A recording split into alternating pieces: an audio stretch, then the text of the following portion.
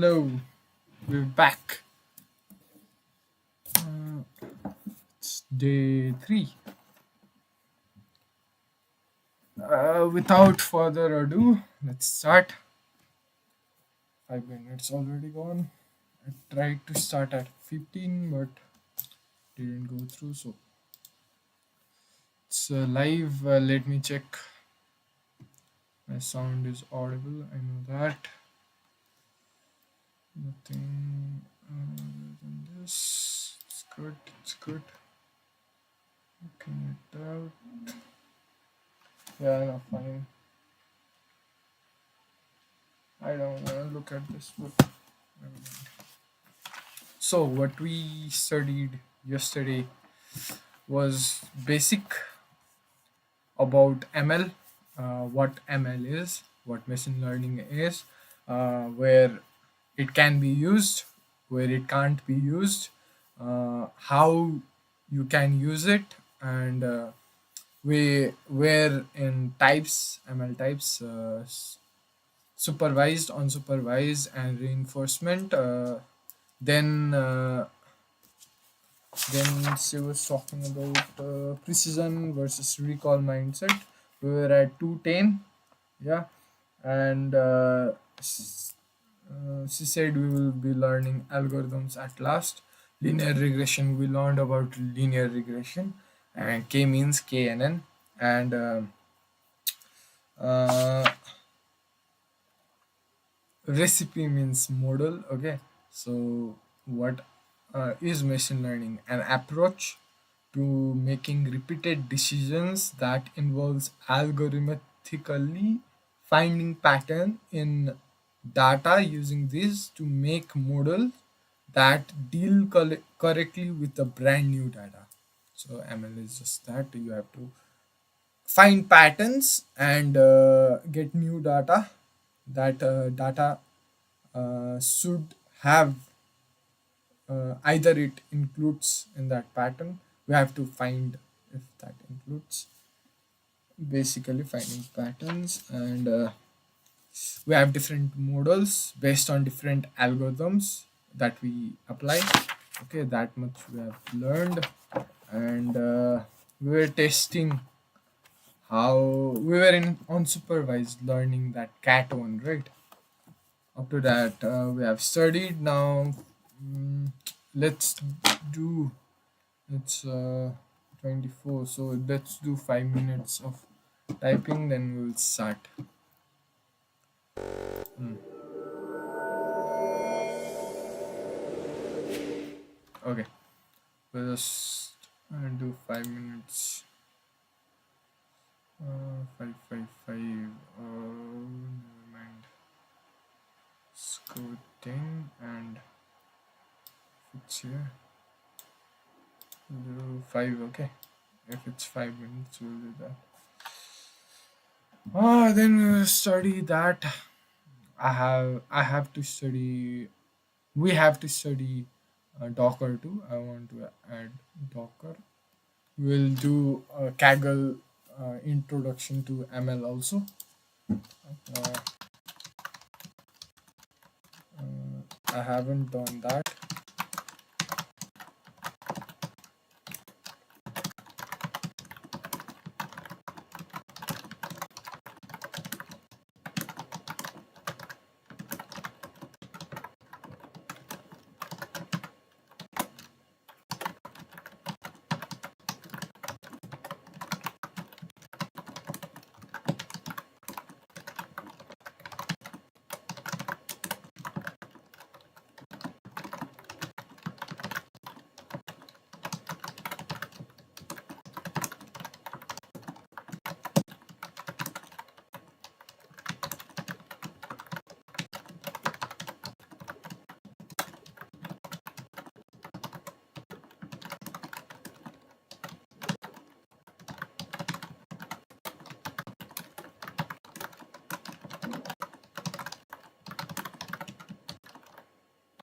Sit.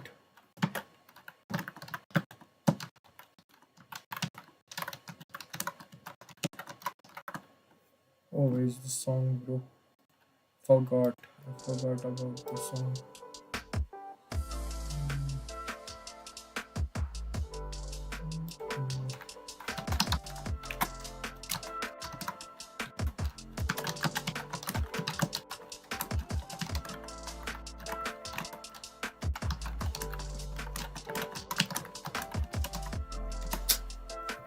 what is happening.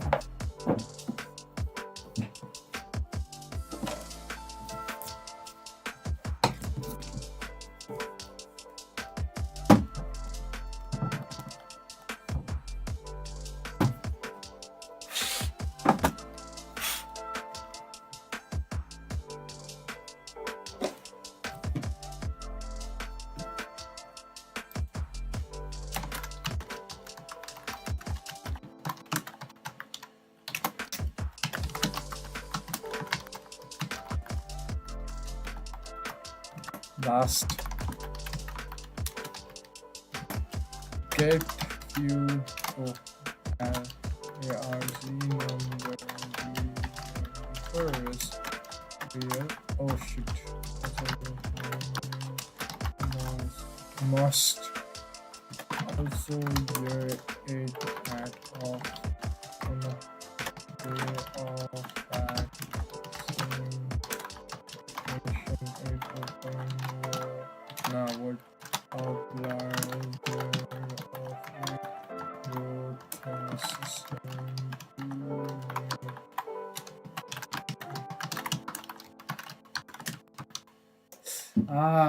I clicked A.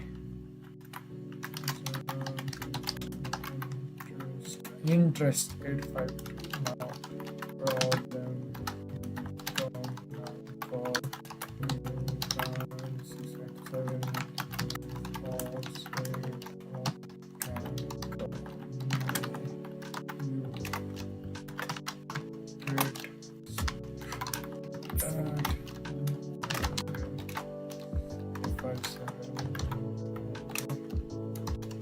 why is it? I guess my keyword is too old now. Old.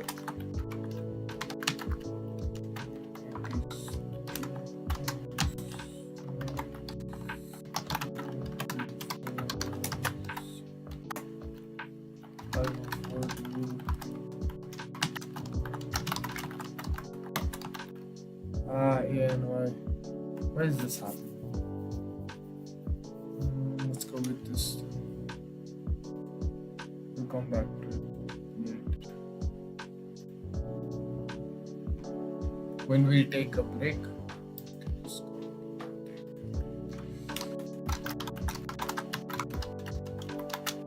Please look, that O is being clicked because of that habit, right? See that.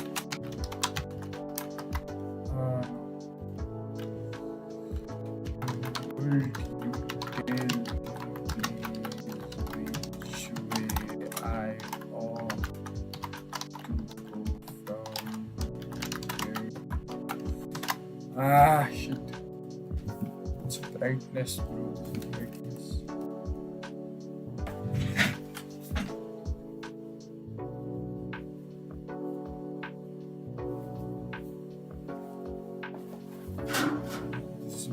This. Okay, I can see now.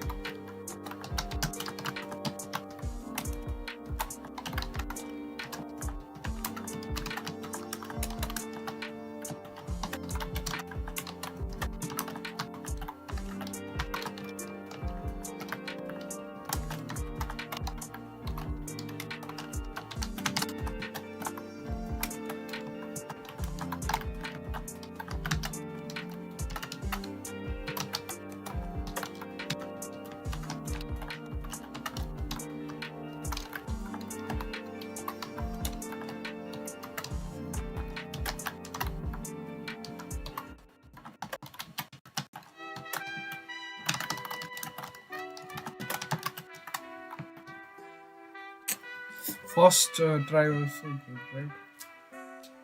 The first half was good, then second half, my speed just fell over.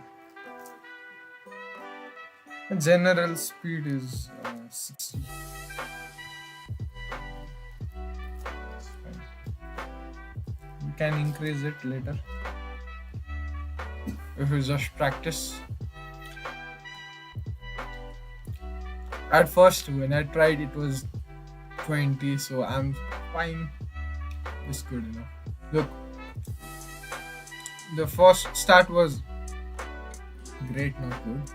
Then it was a decent one up to here. Then when I did this mistake, this came.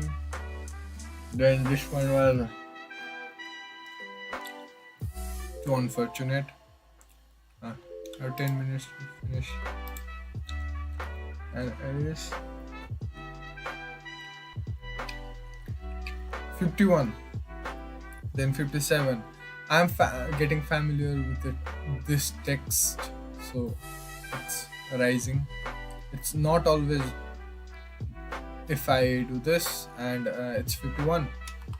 Let's just, it's not always like it's 51 and it's 57. Now it's 60, then it's 70. It's not always like that. It's always 51, 57, then 55. It got down, then 60, then 64, then it got down again, then 63, now 61. So you can climb like this, but there's always up, down, then up, down, then up. So in every situation in life, this is what happens. And and these are that I committed, that I finished. Some tries are such that I tried, but I didn't complete. I retried it. So if we look into that also, then it's up, down, and then up and down, then up and down. So this is life, guys. It's been 3 days. I'm in this. I came from a long way up, so I don't mind. I can stay there, down there longer. It's my fate. We are so close to completing this, and I don't know after that what I will do. I just want to then. What is the level? 75. If my WPM gets 75, then then it's good. I was 69. My average is 60, so they help a lot of it. We'll do this when we finish or when our time is done. Let's leave it like this. Let's come back.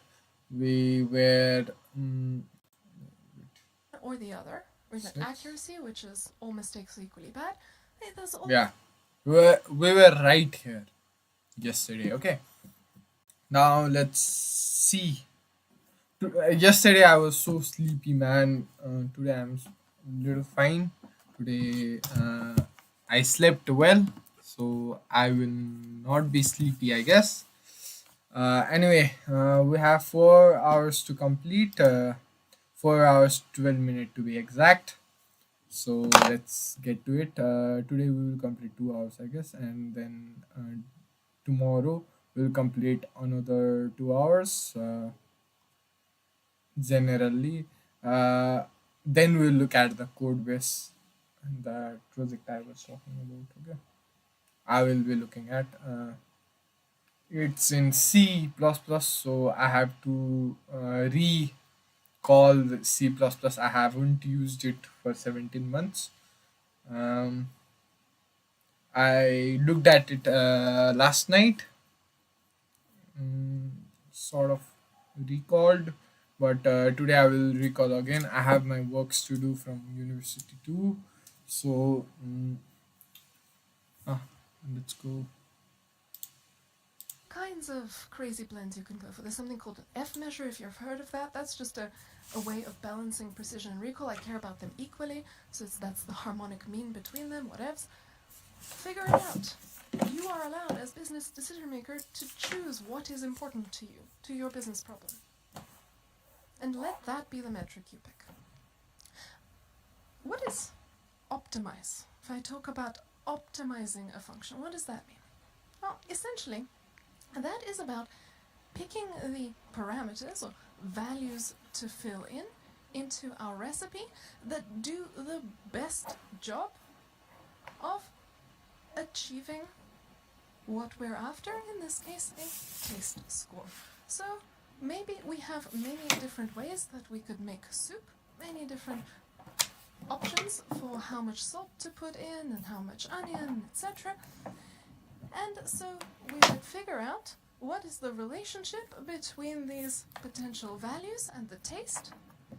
And instead of having to individually try every combination in order, we would have an optimization algorithm tell us, boop, go for 2 teaspoons of salt, because that is where you get your best value for the taste. And similarly, in this machine learning setting, there is a score that the thing is trying to optimize, and it's going to try to figure out where to set our settings so that the score is highest on the data that we learn from. And you're going to see that in action when we look at the black box section. So essentially, optimization is all about figuring out what the particulars in the recipe need to be so that our performance is as good as possible. Okay. I forgot I had this slide.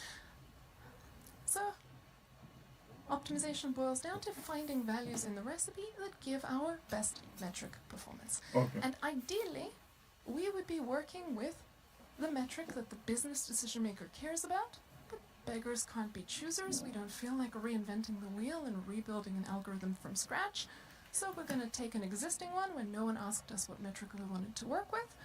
And so we will then be optimizing some other function. Alright, so what's next? It says here, think about the loss function. At a loss as to what a loss function is? Well, look. Our business decision maker just made a performance metric for scoring the system. Ideally, that is what the algorithm would use for learning how to do good behaviors. Unfortunately, that algorithm is not something that your team custom made. It's something that some researcher already made for you. It's already prepackaged, and it was made long before anyone knew what your particular business application was going to be. And inside that algorithm that you get off the shelf, in there is already a performance metric encoded. That thing is called a loss function. So that's the actual function that the algorithm is going to work with, because no one asked the business decision maker what they wanted when the algorithm was made. And it's called a loss function because machine learning folks need to rename everything. When I came along, we used to call them objective functions, and that's because the objective could be positive or negative, but they take a very sticks are better than carrots approach.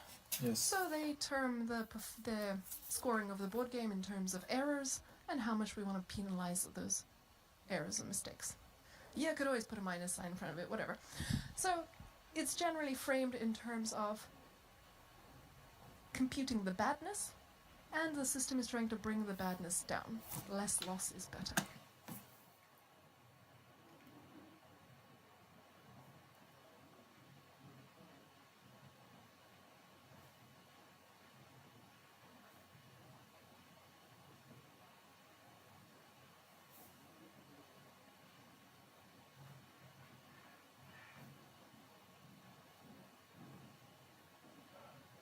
So loss function is actual function which ML algorithms oh, will try to optimize.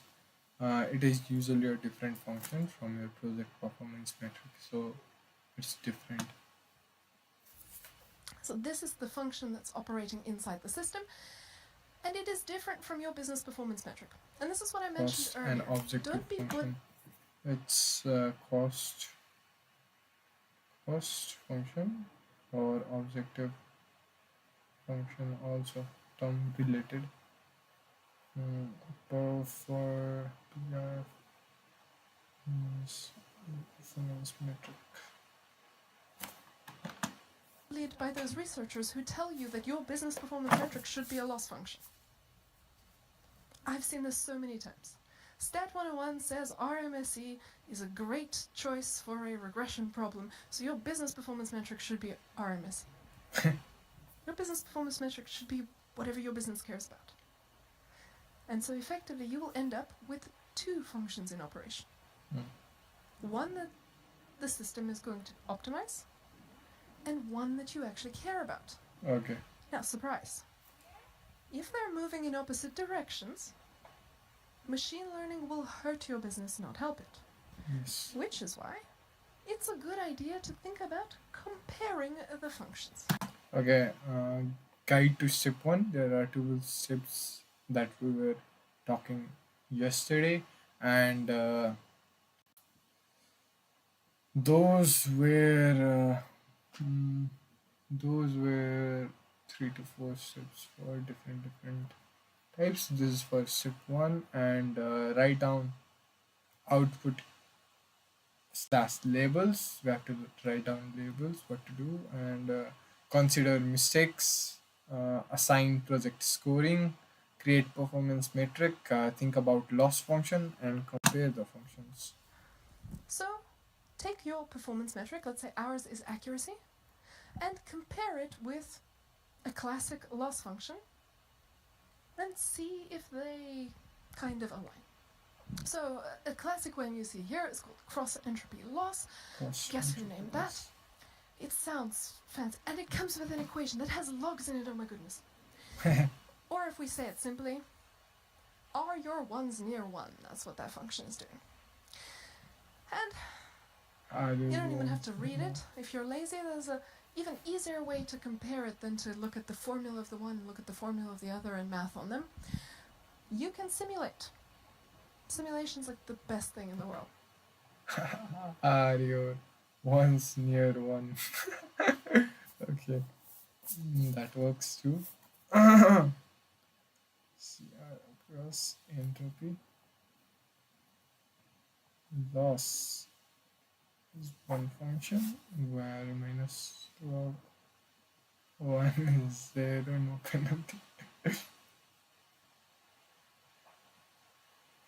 And log minus 1 with 0 is infinity, big penalty. The formula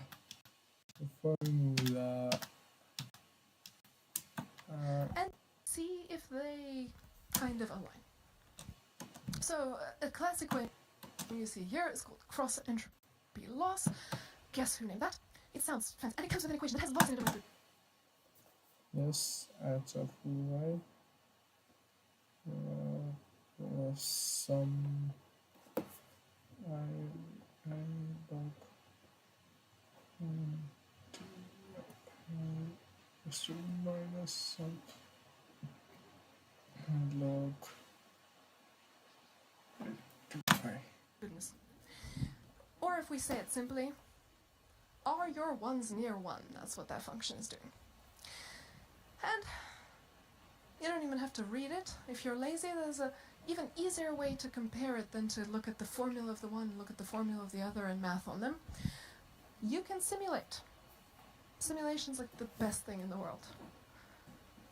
I loved simulation before it was cool, because you needed the computing power, and really early on you'd have the lazy stat student that's like, hey, you could just simulate everything except like it takes all weekend to run, and now it takes that amount of time, and now everyone's getting on board with it. You should all simulate all the things. Okay, so let's simulate the comparison.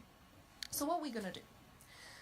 We have implemented, we go to some package, R, Python, whatever package that calls itself cross entropy loss, whatever, cool. And we don't even have to read the formula. We've got another one that says accuracy. We simulate a fake data set. That random. Fake one. Fake outputs.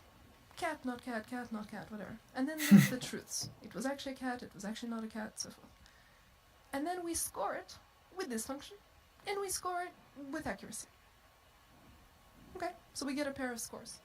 And then we put it as 1 point on a plot. And then we do that again, and we do that again, in a loop, lots and lots of times. Until we get such a thing. And now we will look at this glorious mess. We do it over different conditions, different data set sizes and so forth. We get this glorious mess, and what does this say? So, accuracy. Is accuracy better or worse as there's more accuracy? Better. More accuracy is better, so this direction is better. Okay. Okay, How down. about Down one is accuracy and up one is cross entropy. Okay, the loss. Draw it out.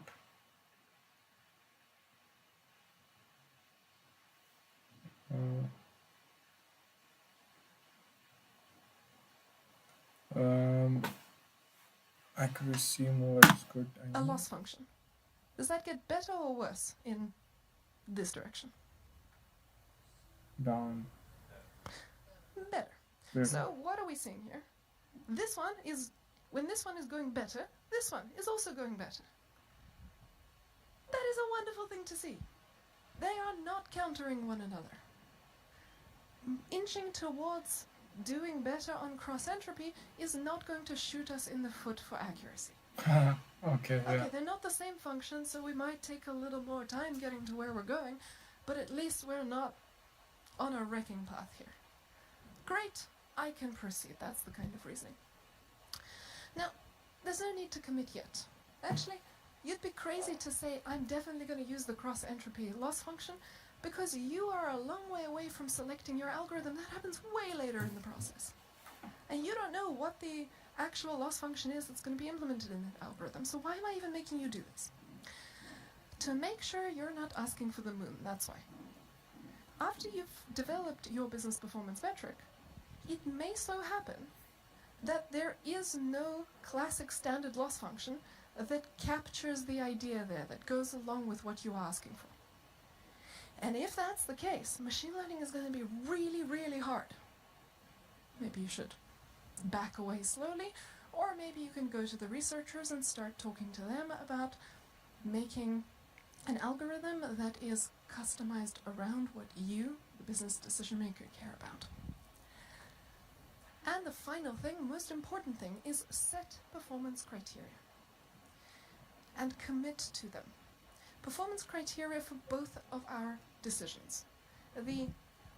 What's the minimum we'll accept to take this from prototype to production? This might be an important decision if that's a lot of engineering effort.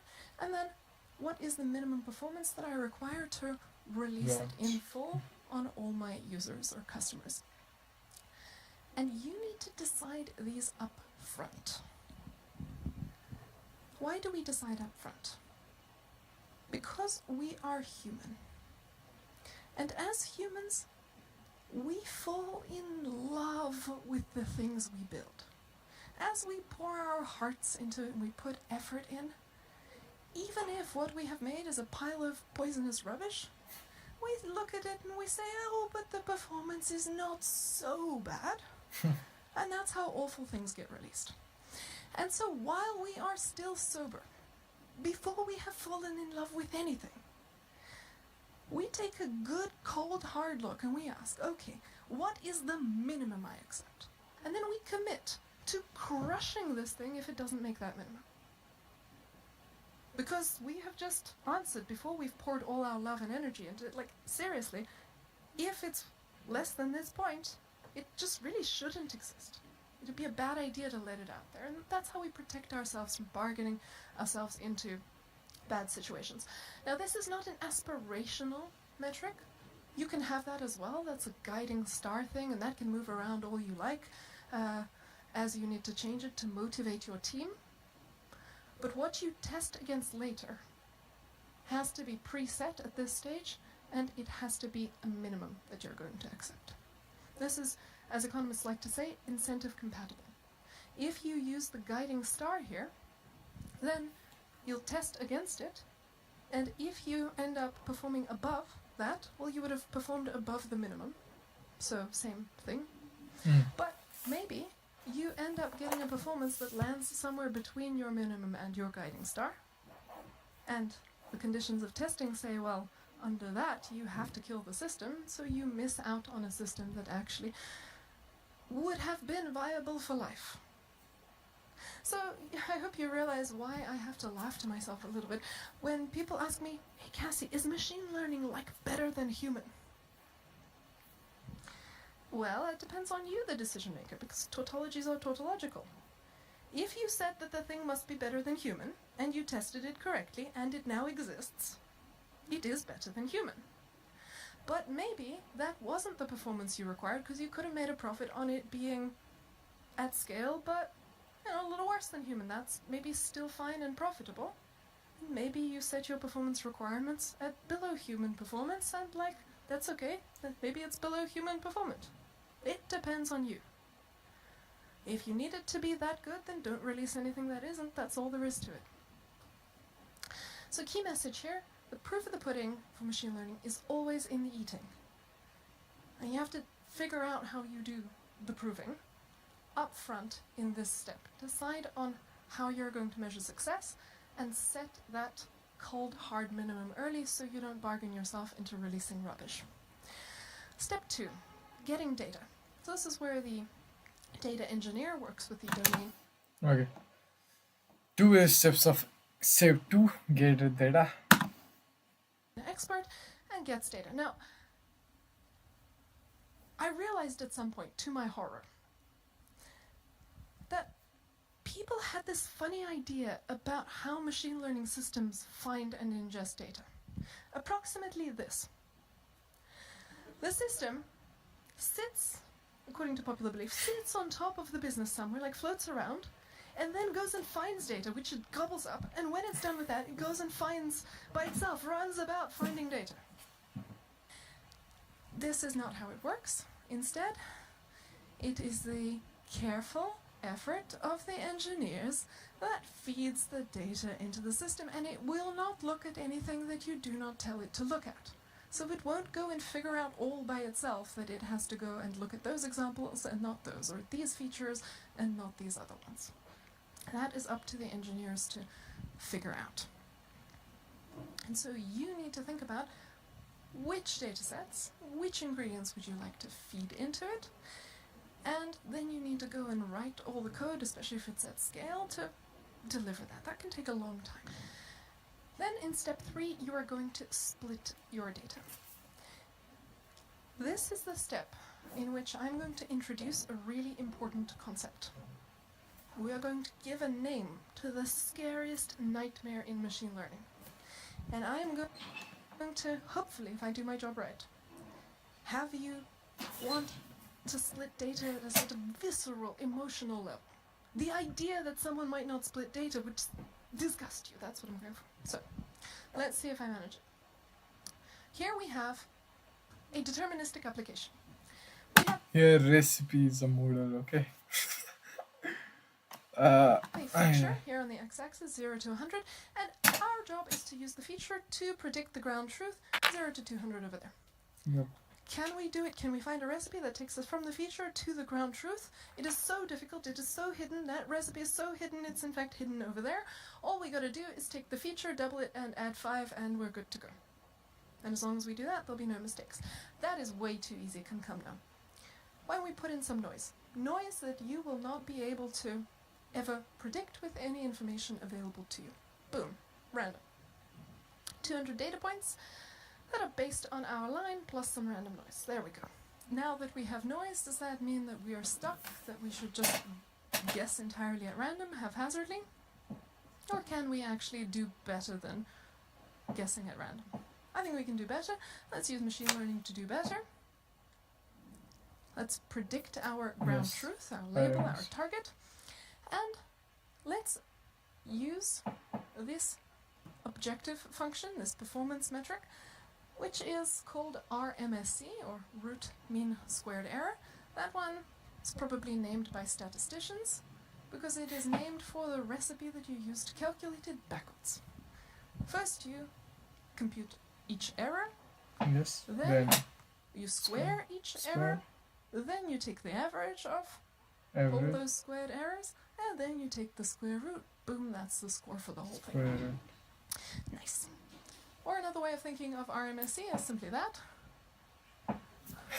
Stupid model, be less incorrect. That's what we're going for. Okay.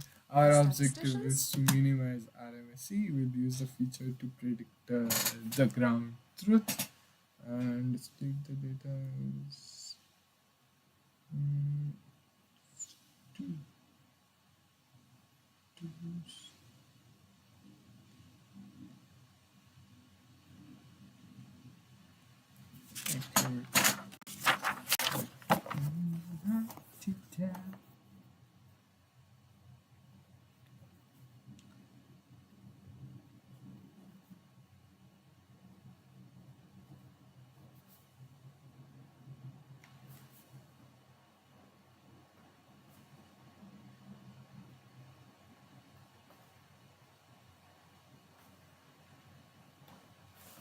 La la la la la la la. Because it is named for the recipe that you use to calculate it backwards. First you compute each error, then you square each error, then you take the average of all those squared errors, and then you take the square root. Boom, that's the score for the whole thing. Nice. Or another way of thinking of RMSE is simply that. Stupid model, be less incorrect. That's what we're going for. So we do better when RMSE goes up or down. Better is less of it, less error. And what's the best possible RMSE? 0, no errors at all. Fantastic. So we are going for be less incorrect. And let's look at half of our data. So I've split it into two pieces. I've taken the 200, I've taken earlier the first 100, and we're now going to learn from this. We're going to make some recipes. So the first recipe we're going to try is to use the model that we saw before, the true one. We're cheating a little bit. We know what the right answer is. Let's see how the right answer model does here. And it gives us an RMSE of 22.24, because there's errors. It's not perfect. There's a noise. Okay. But maybe we hadn't seen all the behind-the-scenes setup here, and we didn't know what the conditions of this universe were. Maybe we were just a data scientist with this information arriving to us. That's all we got. And we're told that our job is to fit a great model that makes as few mistakes as possible. And so we start to do a thing, and you'll totally recognize this thing. You've done it yourselves in science, you've seen your science colleagues do it, it's amazing. So here we go. So you start looking at this plot, analytics. And then you see it. And when you see it, you can't unsee it. There is a wiggle here. Yeah? Do you see the wiggle? It's totally a wiggle, come on. The data have a wiggle. This is absolutely a system. And you know what? The science says that wiggles make sense here. So let's attempt a wiggle model. Okay, there we go. Now, do you expect that the performance is better, lower? RMSE is lower when it's better than before? Or do you expect that things are worse, so this number has increased? Better or worse? What do you think? Better. Better? By definition, better. Yes, because but we are not closer to our data points now, and the errors are the distance of the points to the overshooting. thing, and that distance has been shortened by us contorting a thing through it, so of course better. You know what, while we're on this reasoning track, why not just take things to their logical conclusion? What's the RMSE here? 0! The very best is best. I take my bow. You look disgusted.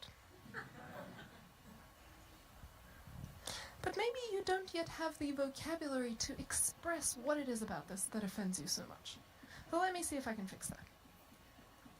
Remember, we have one job. To do well on stuff we haven't seen. overfitting. Not to memorize our old stuff. Yep. To memorize our old stuff, that was a perfect solution.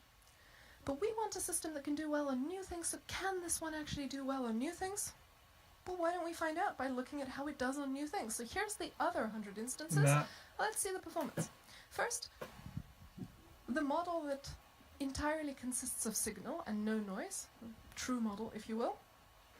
Above in blue will be the previous data's performance, that model, and this new 100 instances on the same model below in red. About 22 for both of them. Pretty similar, and that's what we should expect. Now, when we look at wiggle, so remember this is 22 as far as you're concerned, let's see what happens with the numbers. Higher is worse, lower is better. This one, what do you think will happen? You saw it already. Down, better. How about that one? That's reading more like 23 now. More badness. Uh-oh. That looks like an uh-oh. Again, let's go to our logical conclusion and see if it feels like an uh-oh. 0 versus Oh. uh-oh. Oh. This situation is called overfitting. Yep. And for the last time in your lives, you get a free pass not to feel emotion when you hear this word. From now on, and I will quiz you after lunch, when you see or hear this word, you will feel horror, terror. This is your worst nightmare. This is the profanity in machine learning. Yep. Overfitting is what you spit at your enemies. You have one job. Make it work on new stuff. And instead, when you have overfitting, what happens is, there you are memorizing your old stuff, learning all about the noise and irrelevant stuff in your old data. And when you release your system to go operate on new data, it crashes and burns horribly. And you ask yourself, why did I even get out of bed this morning? It would have been better if I hadn't data scienced. That is overfitting. And we're going to try really hard to avoid it. So overfitting is our worst nightmare in machine learning. It happens when our model is just the noise, the peculiarities of the old stuff, and has nothing to do with the general reality of the new situations. And you need to realize that any fool can get excellent results in the data where they build their models. As proof of that, I need only remind you that even toddlers can play that game where you connect all the dots.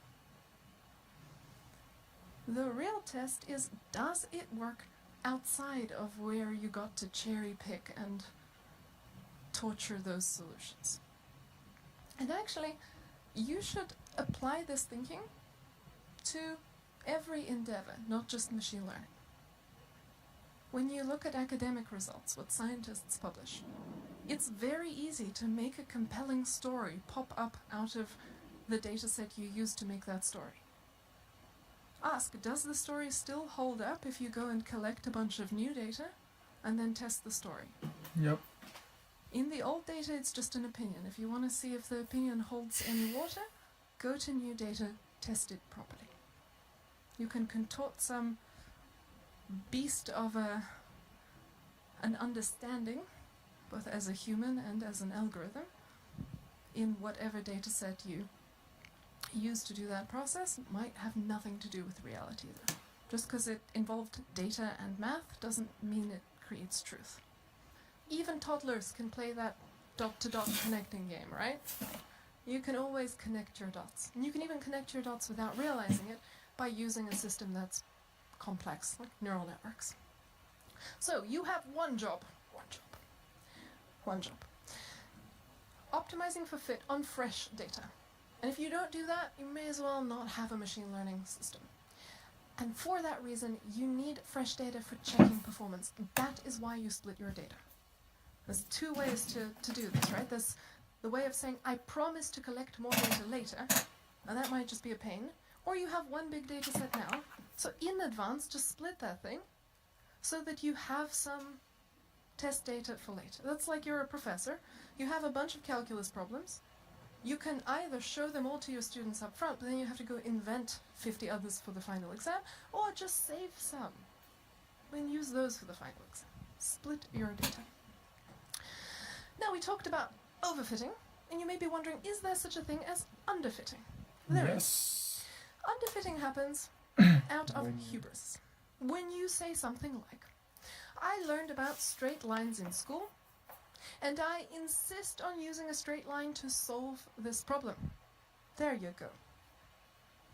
The straight line doesn't fit your data nicely, you didn't let your data speak, and so you get bad performance. Congratulations.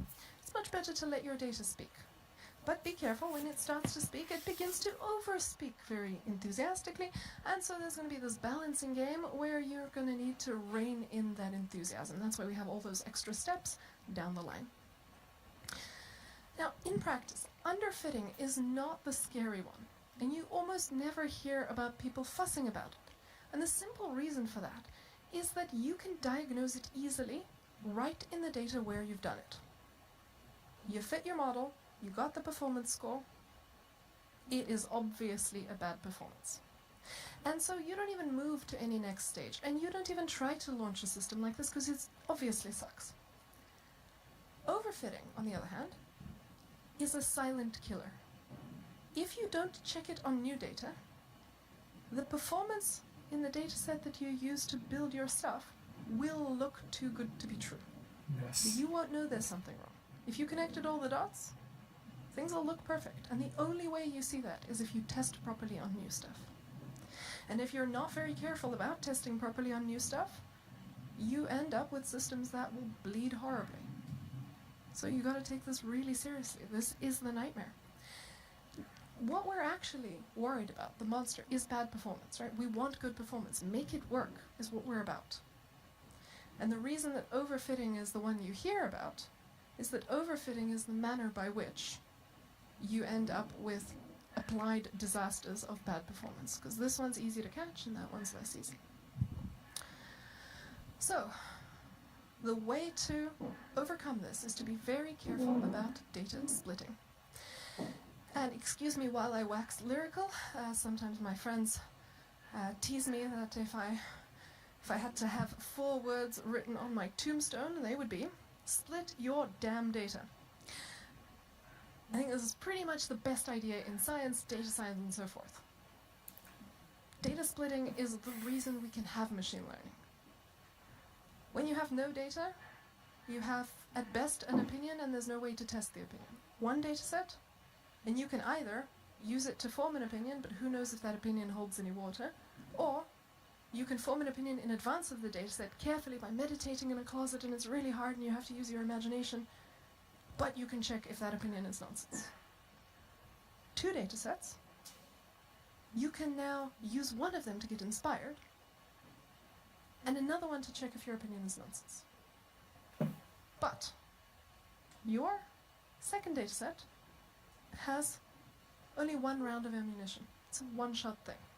So if you got inspired by some nonsense, yeah, you can find out that it was nonsense, but you go home empty-handed. So you're protected from going and spouting nonsense all over the place, but you don't get the thing you wanted.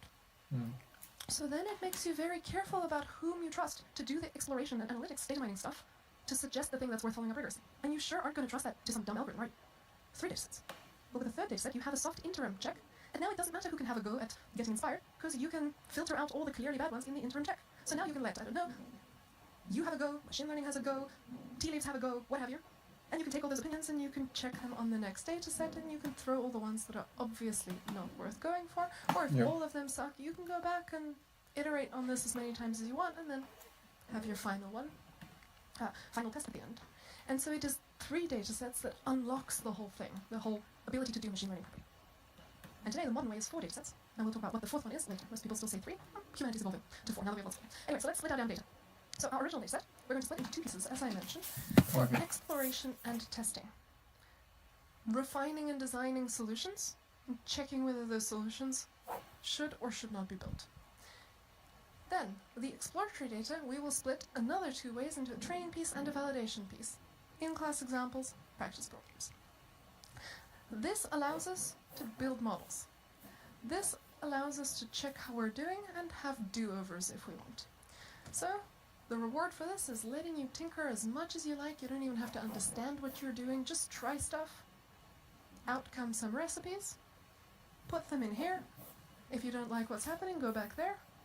Back and forth as many times as you like. And when you think you've got the one moment of truth, test it and see if it actually is legit.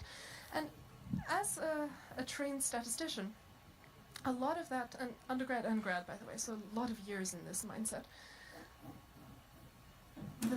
the world of a statistician is very dark.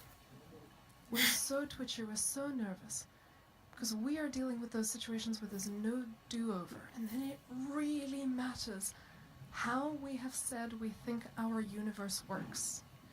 We curate the assumptions. Very careful.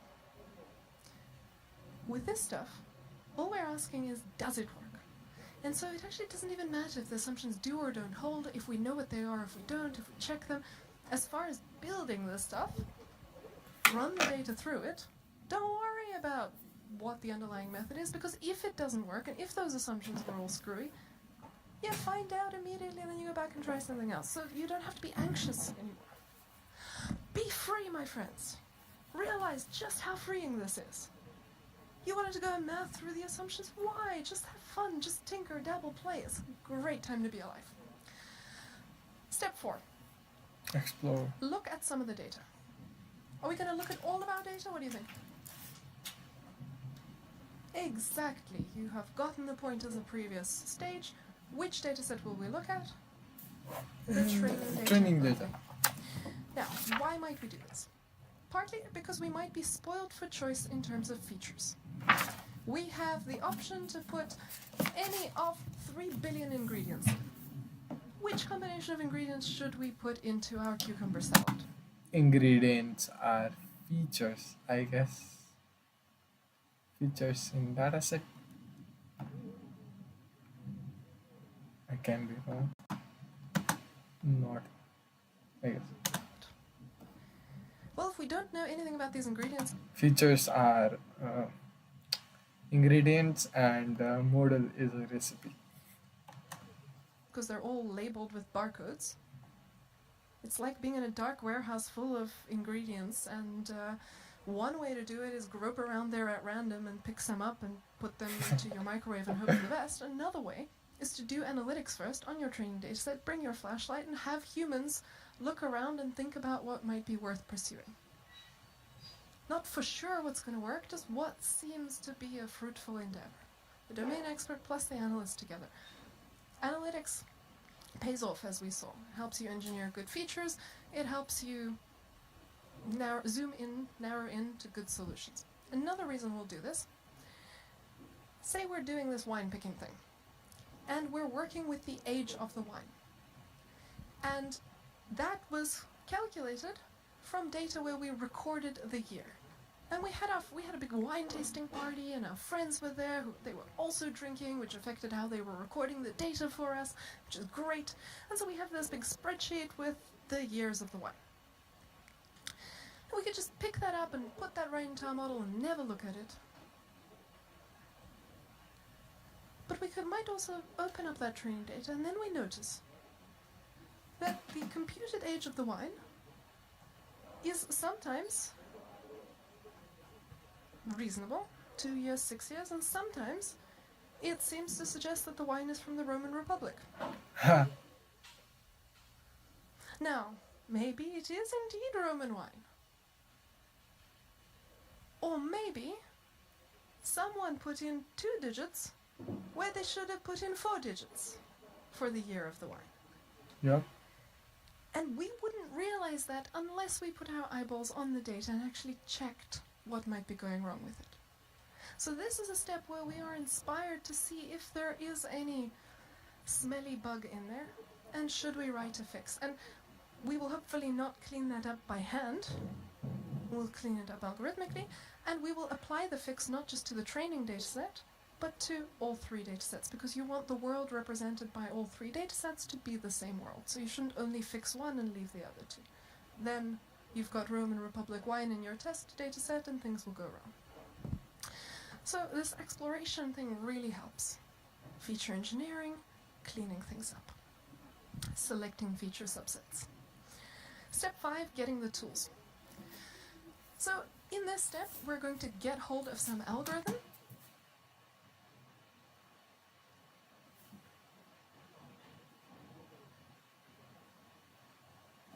Okay, the step was explore data, where you have to do feature engineering.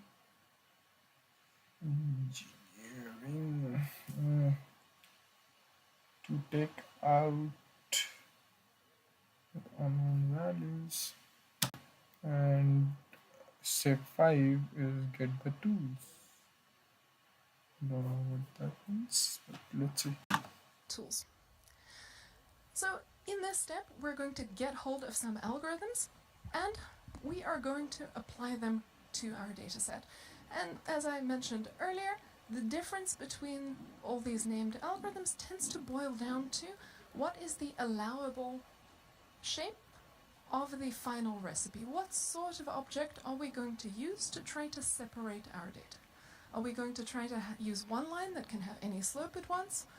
Or are we going to say, no, it has to be vertical and horizontal, but feel free to use multiple lines? Are we going to go for something super flexible? There are many more options beyond these.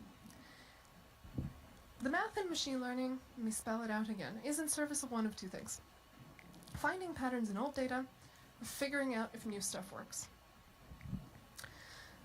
Machine learning researchers care more about this one, and that's what's in the machine learning courses. How do you build a better microwave if you don't understand how this one works? Applied machine learning cares about this second one. This is the statistical math. This is not to be sniffed at, it's still something that you should take seriously, and it is math that you should master if you want to be part of the technical side of the application. So it's not like applying it means there's nothing, that no equations ever in your life. There should still be someone who's responsible for that careful, rigorous assessment, that statistical stuff, in your project. And that's what Applied will focus on. But before you get to testing it, though, from your applied perspective, what are we dealing with? We've got ingredients, then we are shoving through some algorithm, we get a recipe out on the other side, and of course we don't just serve that recipe immediately, we've got to taste it, but the first recipe you try is never going to be the one that works properly, so in practice you're going to shove a whole lot of different ingredient combinations through a whole lot of different algorithms, and you're going to get a whole lot of results out, and then you will taste them all and see what's worth iterating on, just like in a kitchen. Wait. Should still be some tools. Oh, okay. Be told team members change. Team members change in each of these chapters, so here our main players are our decision maker and our domain expert. Now, setting an objective can be nuanced. Which of these is the good behavior? I dream of a day when we can have a laptop sticker that says, I love TensorFlow, not I tolerate TensorFlow because the damn thing works. Which are you going to this wine picking? Figuring out technical. The first recipe you try is never going to be the one that works properly, so in practice you're going to shove a whole lot of different ingredient combinations through a whole lot of different algorithms, and you're going to get a whole lot of results out, and then you will taste them all and see what's worth iterating on, just like in a kitchen. And this seems straightforward until you realize that your world is this. Oh my goodness. Okay, take a deep breath. First things first. Not all of these will be available to you in whatever framework programming language you have chosen, so it's already simpler. After that, you will aggressively eliminate bad options. So don't look for the perfect right option. Instead, take everything that's available to you and throw away the obviously bad ones. So some ways we do some throwing away. You know what label you want. It's a binary label, like yummy, not yummy. This method wants to output for me a multi-class label, like cat, dog, bear, giraffe. Clearly not a match made in heaven, throw away that method. What about learning type? You want to do supervised learning? That method is for reinforcement learning. Okay, Throw it away, it's not for you. How about dataset size? Can it actually handle the dataset that you're trying to deal with? If not, what are we even doing here? Available info. Your inputs have nothing to do with the timestamp. It rather insists it wants a timestamp, okay? Not for you either. And so you go through this list, and eventually that's what you're left with. It's a great...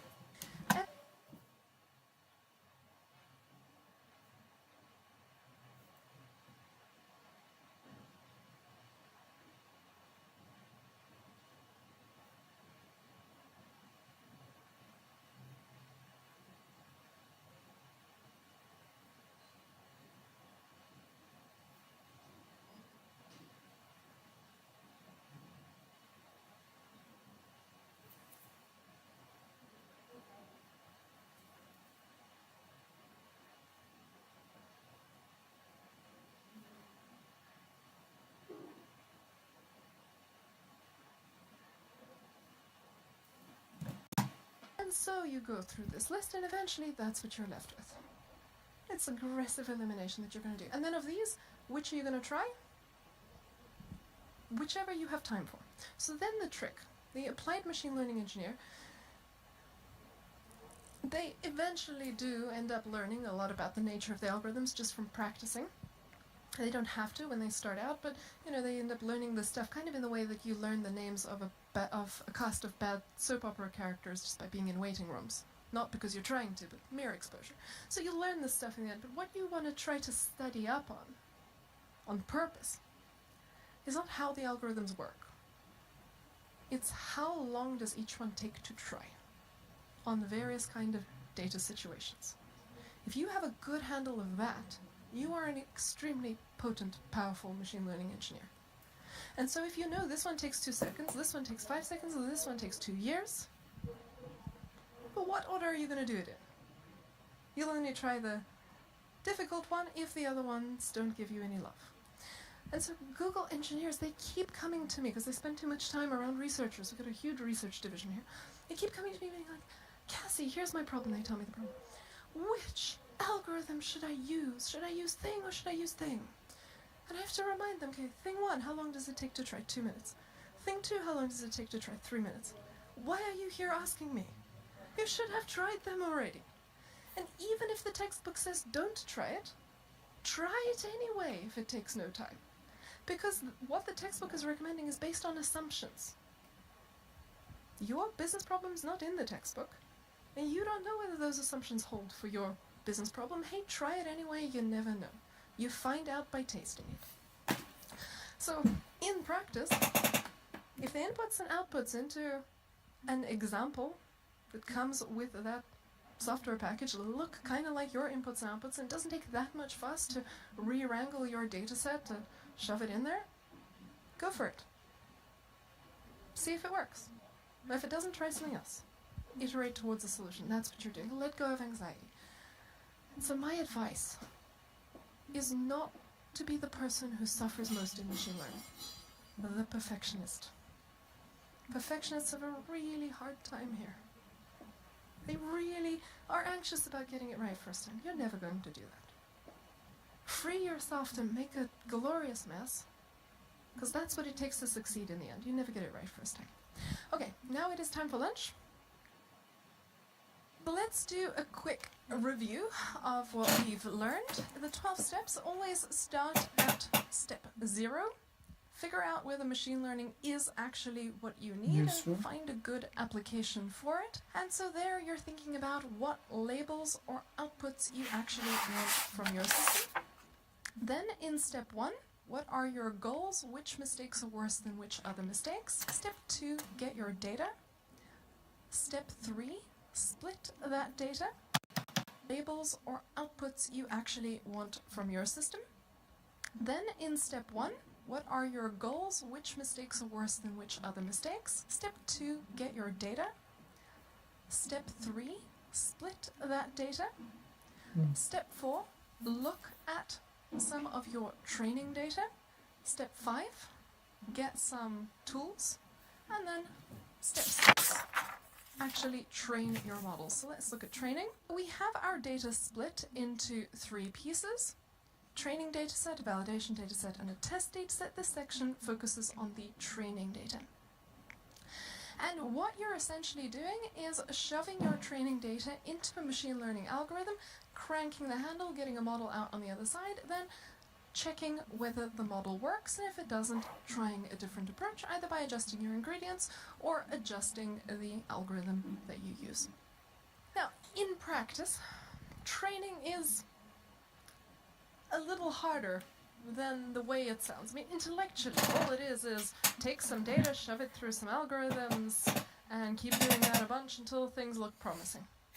In practice, though, turns out that, different people packaged up these different algorithms for you, and somehow they didn't make it so that wrangling your data into a format that's acceptable by one instantly makes it compatible with all the others. Oh no, you have to go and put all the effort into individually customizing how your dataset is going to be squeezed through those algorithms. That can take a really long time. Now, how many features should you use? Let's talk about training and dataset sizes. So what do I mean by use, firstly? If I mean store, the answer is as many as you can afford. How many you're going to put through the algorithm, that's a different answer. You shouldn't expect that you're going to shove everything in your dataset all at once. Yep. Now, if you have enough computing power, and you don't care how much it costs to process it all or how long that takes, then maybe you can get super lazy and try all possible subsets. But you probably don't have that kind of time and computing power. In some cases that's going to take till the cold death of the universe. And so you're going to need to be selective about what you show to those algorithms in the first place. That's what you use the human analysts with domain knowledge for in this setting. And now we come to that really awkward part of the day where we have to talk about body shape. A dataset's ideal figure. Over here, in the leftmost position, is the worst possible dataset shape, which has as many as or more features than instances. So a very chubby dataset. When you have that situation, you are guaranteed overfitting. Just from a More features than instances. Okay. matrix algebra perspective. And even when you don't have more features than instances, if you simply just have a too chubby dataset, you are flirting with overfitting. How do we feel when we hear the word overfitting? Danger. Horror, terror, exactly. So this is not something we like to flirt with. Right. So if you find your dataset in this situation where you just have way too many columns and more than you can sustain with the number of rows, a better figure is this one. Don't be so greedy.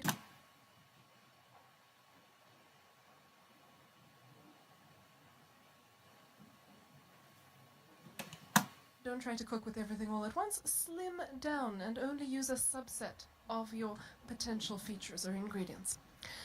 Now, if you have the computing power to move it around and you have the ability to get more instances, well, more is always better as long as you can afford it, processing power-wise. But once you have this, you can now afford more features again. This is best.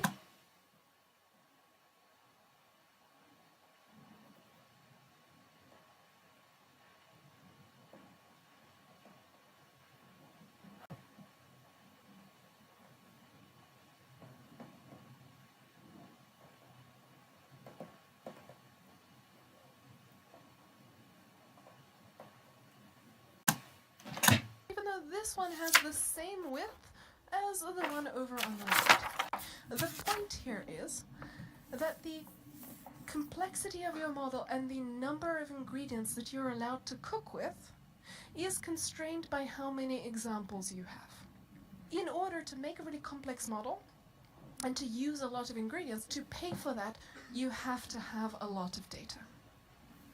And so, I'll mention this now, but this will come up more later. One has to be aware and sensitive of one's data privilege. If you are an organization that has a hang of a lot of data, Spotify, Google, those, then you end up being able to afford some crazy cool complex models because you have enough data to handle it. Yep. Not everyone out there does. Now Google is cooking. So this was sought in 2018. What she said. Anyway, so Google is cooking anyway.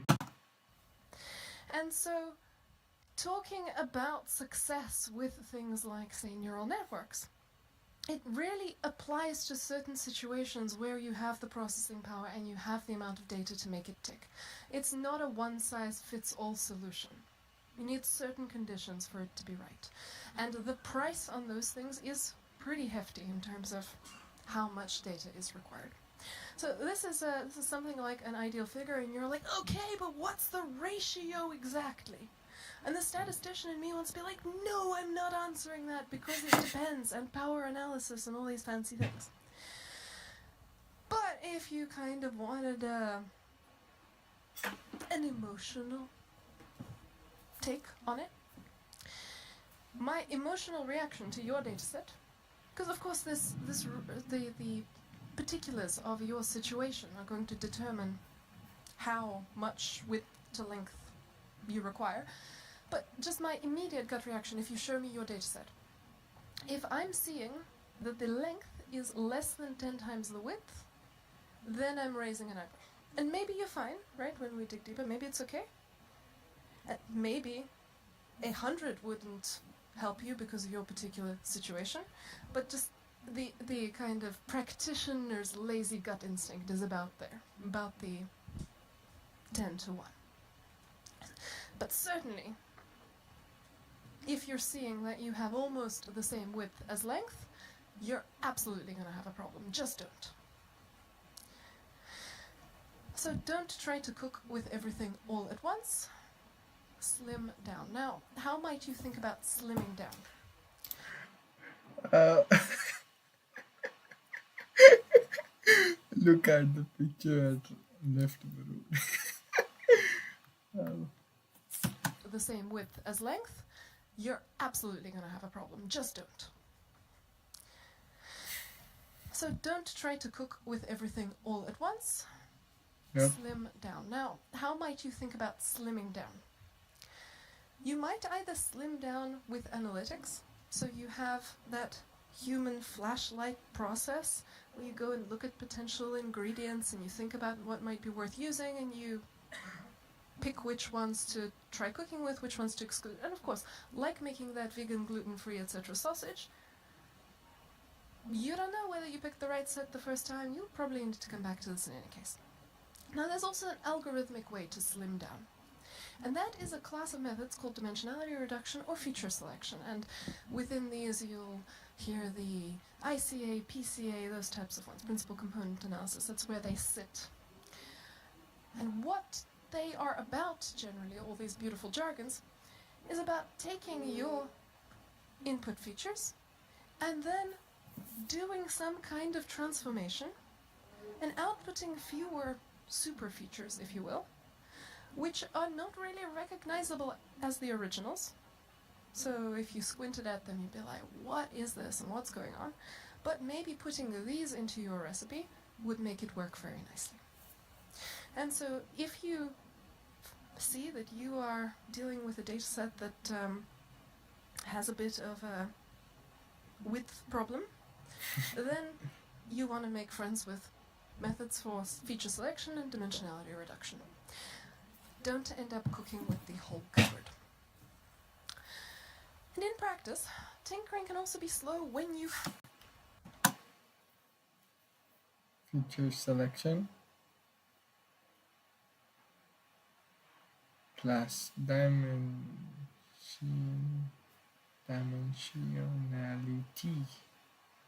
reduction. Dimensionality reduction, so you don't end up cooking with the whole couple. Yep. And in practice, tinkering can also be slow when you have a lot of data. It just might take a really long time for that optimization to finish and for your recipe to be cooked. Or when you're starting right off the bat with software geared at production, so something like TensorFlow. TensorFlow is not designed to be fun to use. Incidentally, says some chuckles from those who know. I keep saying, I dream of a day when we can have a laptop sticker that says, I love TensorFlow. Not, I tolerate TensorFlow because the damn thing works. At scale of certain situations, nothing else will do the job, and so we have to be grateful that we have something that works. But it's not really geared at prototyping. It's geared to be the beast that works at incredible scale. So, here's the thing. That mindset around I have to run all of my data through it all in one go every time is gonna slow you down a whole lot.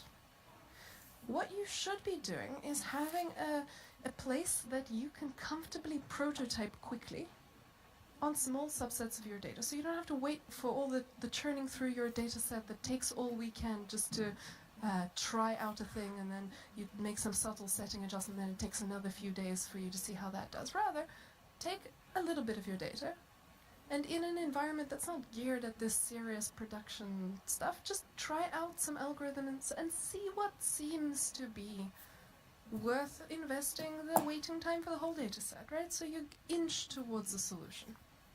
You don't have to do it all in one go. You don't have to go right to TensorFlow. Use some other implementation that's really simple and quick to interact with on a small subset of your data. And that will tell you whether the approach itself seems promising. So even if you're doing neural networks stuff, you can use a smaller data set and some package that isn't very fussy on how you have to wrangle the inputs and do all the settings, just to see if that's even worth pursuing. Do that first, and then when you have to scale up, then you know why you're putting the effort in. Okay, then you're like, great, training phase. Do we use statistics now?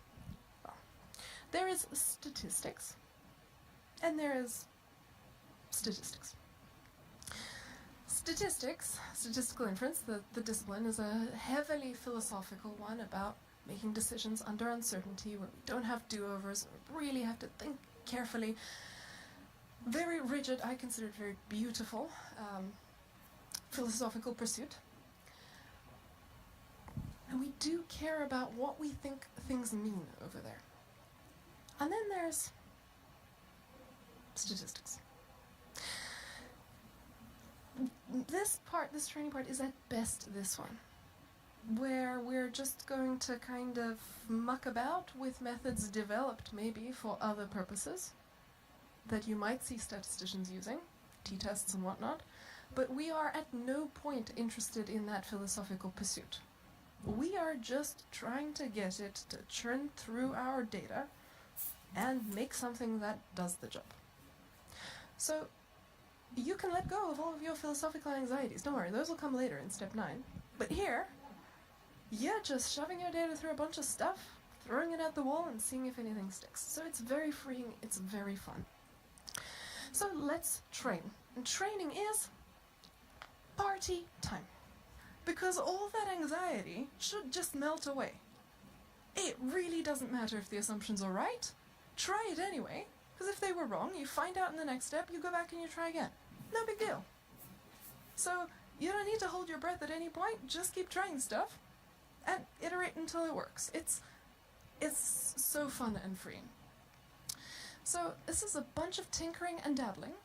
It's emotionally painful if you expect that other approach, where you expect you have to understand that everything is perfectly set up. But when you realize that you don't, you are all qualified to, if you're actually able to write the code that puts data into these things, you're able to do this. So you're going to send your data through a bunch of stuff, you're going to tinker, and you're going to kind of work your way towards something that seems to be working. And when we say fit, that means perform well on an objective. And your algorithm behind the scenes is going to be trying to perform well on the loss function, remember? You should also be checking how are we doing on the one we actually care about, our business performance metrics. At every point, just put your answers you're looking for and the answers you got through your performance metric and see how you did there. So your mission is to make it fit in this sense. I'll make it fit.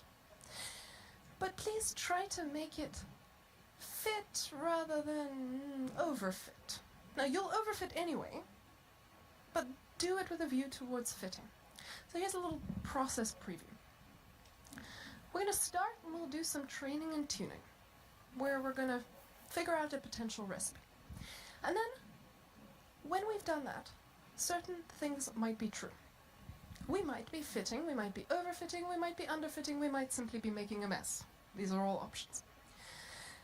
If we're making a mess or we are underfitting, we will be able to discover that fairly quickly in the same data where we did it, and we'll go back to the drawing board and try something else. So if we're thinking of moving on, we don't have those other two, we have one of these, fitting or overfitting. Okay.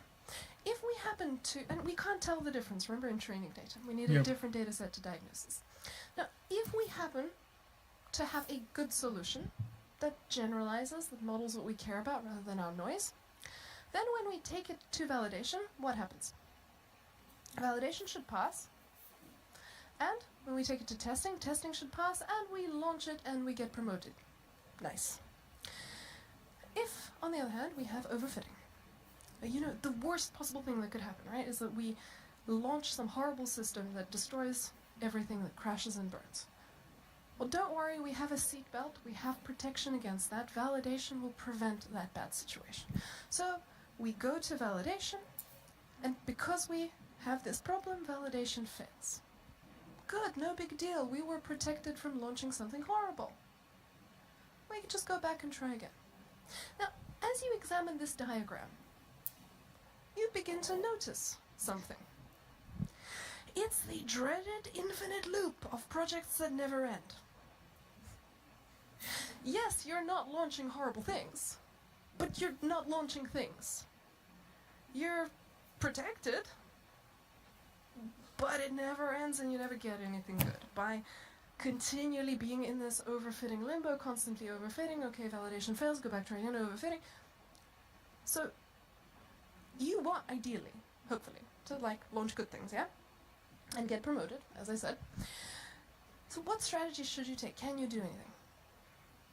You can learn to love simplicity. This really helps. See, turns out that the more complicated your model is, the more you open yourself up to overfitting. And you can go and poke around in the mathematical details later, but, you know, actually layman's terms work pretty well for this as well. You can just think of it like this. The recipe you're going to use to convert inputs into outputs, the longer it takes to write that recipe out, the more complicated it is. So a recipe with more ingredients in it is a more complicated recipe. A recipe where you torture your few ingredients more is a more complicated recipe. And the more complicated you make your recipe, the more places you give your model to contort itself to your data and to connect all the dots for you. And so, learn to love simplicity. Don't right off the bat give it the opportunity to connect those dots. So, what am I saying? What I'm not saying is always use simple solutions, people. Straight lines are great. I mean, I already had a rant about that, right? That's the hubris of underfitting. Insisting that the solution's got to be too simple. Well, that's not what I'm saying. What I'm saying is start simple. And then if that doesn't work, then try something more complicated. And if that doesn't work, then try something more complicated. So inch your way up to the complicated thing, rather than go right for it. Which sounds good and well. Except then we wonder why people go right to neural networks and try that as their very first solution. Probably because it sounds really good in the performance review, yeah? Like it's such a cool sounding thing because it's got brains in it. Neural networks is the method that has the most flexibility and complexity among your options. And so it's going to be good at fitting. It's also going to be good at overfitting. So you want to watch out for that. And you want to use it when it's the right thing for your task and not just as the very first option. So unless you know everything else is dead in the water for your task, don't start there. Work your way up to it. Try something else simpler first. You may as well just try the line. It takes 2 seconds in any software you're using. At least use that as a benchmark for what performance can you get from the dumbest possible model. And one way to enforce that love of simplicity is through the process. Another way is to algorithmically enforce that. So the algorithm will itself I'll take a break.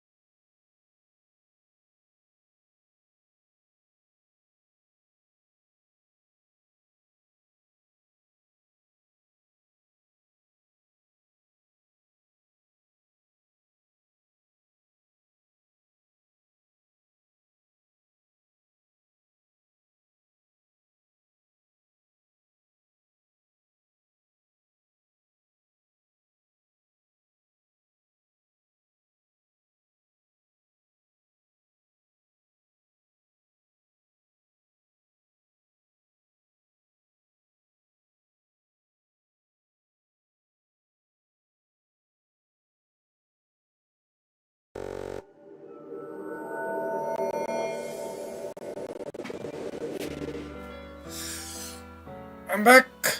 I'll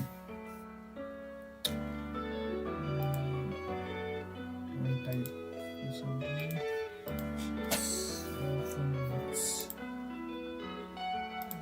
keep the time good. Otherwise, I'll be typing it.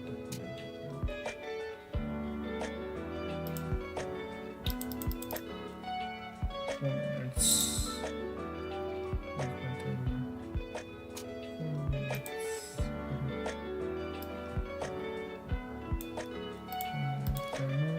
Done.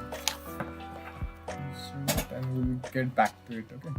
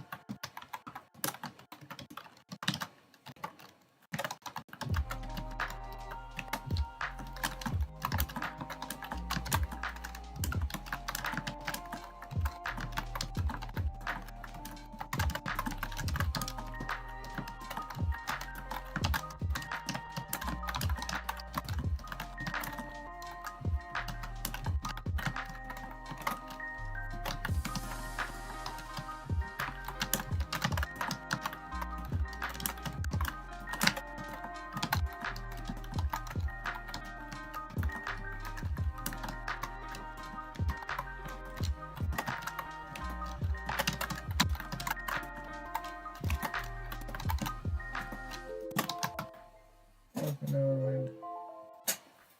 I just want to refresh. I just want to refresh myself, so I did that. Let's stop that here and let's go right back at it. Prefer a simpler solution to a more complicated one if given two options. And that is what regularization in machine learning is all about. It is simply about an algorithmic level of simplicity. Before, your loss function is all about don't make mistakes. And points are only assigned from how well do you avoid mistakes. Now we can Learn adjust to how love our simplicity. Simply lovely.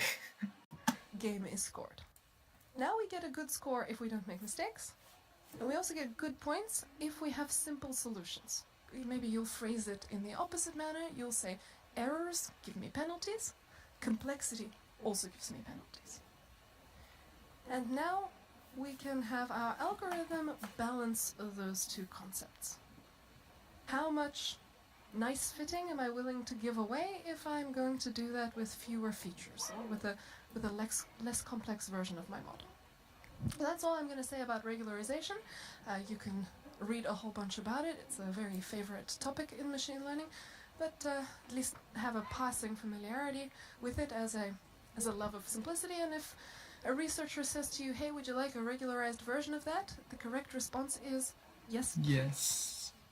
Why isn't everything done that way? Because the researchers haven't finished working on it yet. Key message. Start simple, build up the complexity only when simple doesn't work. And the final thing may be sophisticated, the initial thing probably shouldn't be. Other training pitfalls. Avoid training on data from the future. You'd think. For example, you're trying to predict tomorrow's stock price, and you use tomorrow's interest rate to predict tomorrow's stock price. If you're going to do that, just use tomorrow's stock price to predict tomorrow's stock price. It's cleaner. So how does this sort of thing happen? Well, you tend to treat your labels with some respect, and you put them separately and carefully into your algorithms, but sometimes you don't treat the features with very much respect.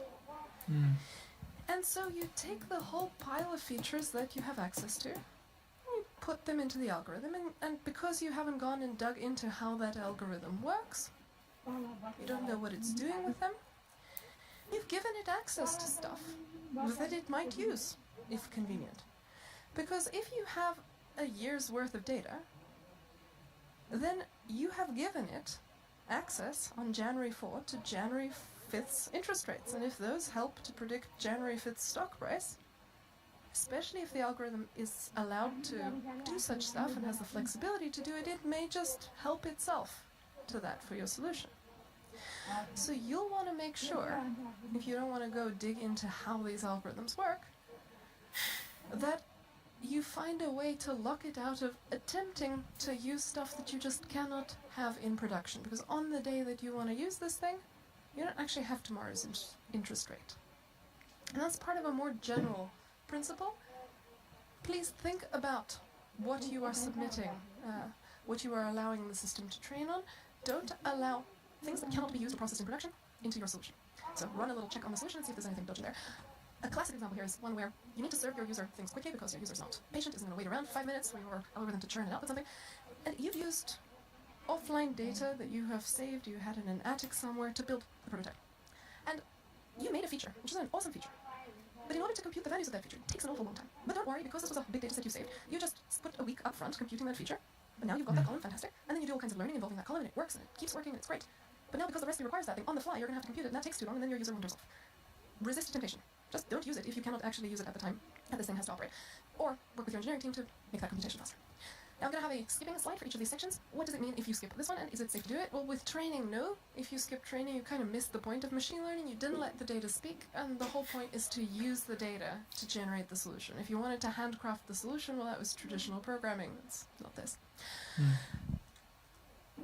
Key message, in training, your goal is to find useful patterns in your data. Scratch that. Useful patterns. Your goal is to find patterns, whatever. We'll figure out if they're useful or not later. Just find patterns in your data, turn them into recipes, make a short list of models that seem to work. And don't worry about getting it right, it'll take a few tries. Let go of that perfection. Okay, the key messages. Find patterns in data, in our data. Is the key thing that machine learning does, right? Sort list of models. That seem to work.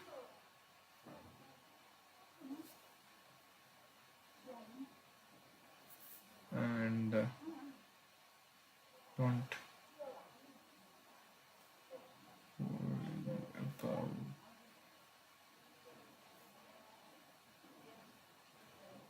getting it right. Okay.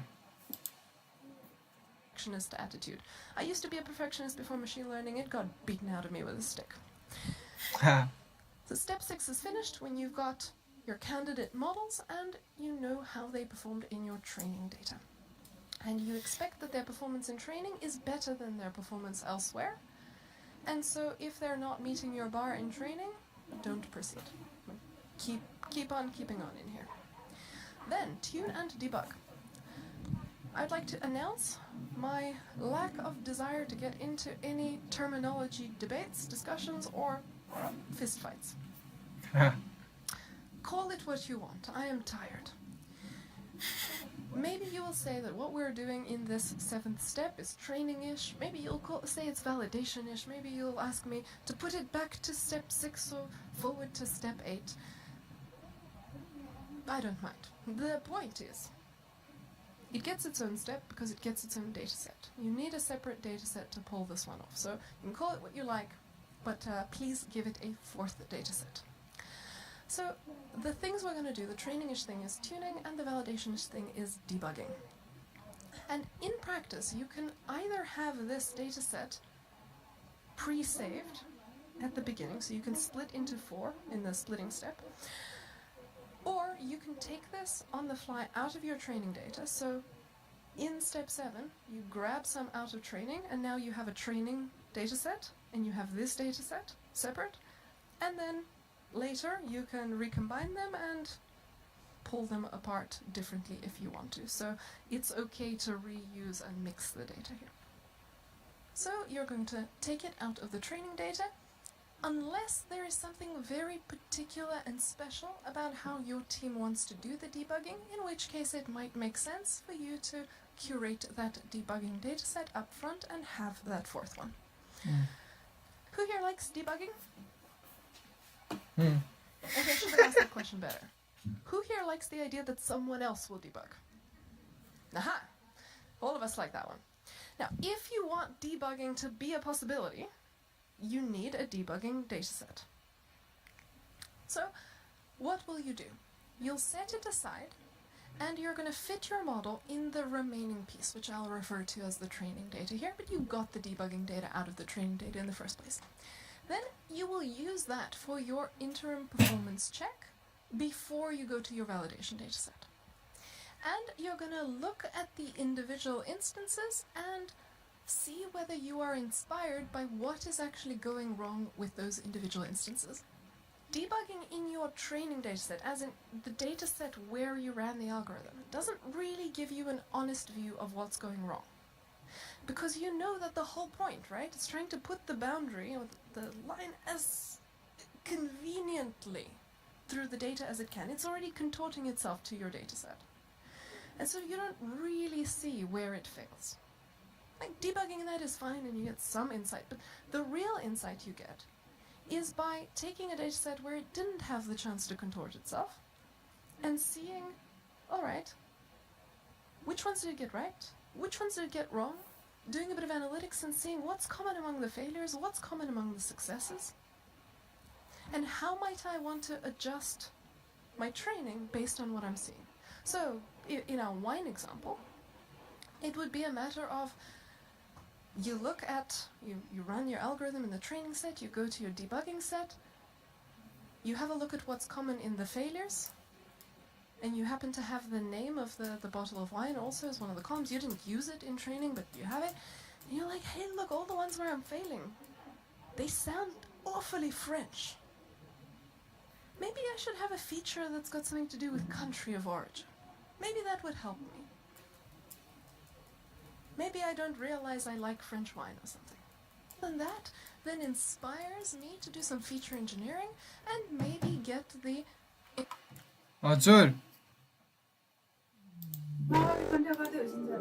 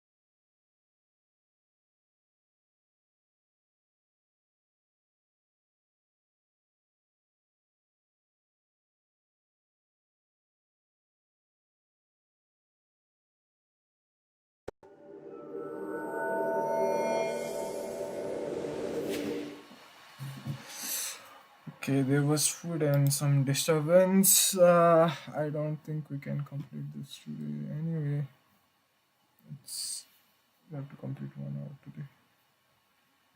It will take 3 days, bro. I didn't think 3 hours. 3 hours. It would be two. Never mind.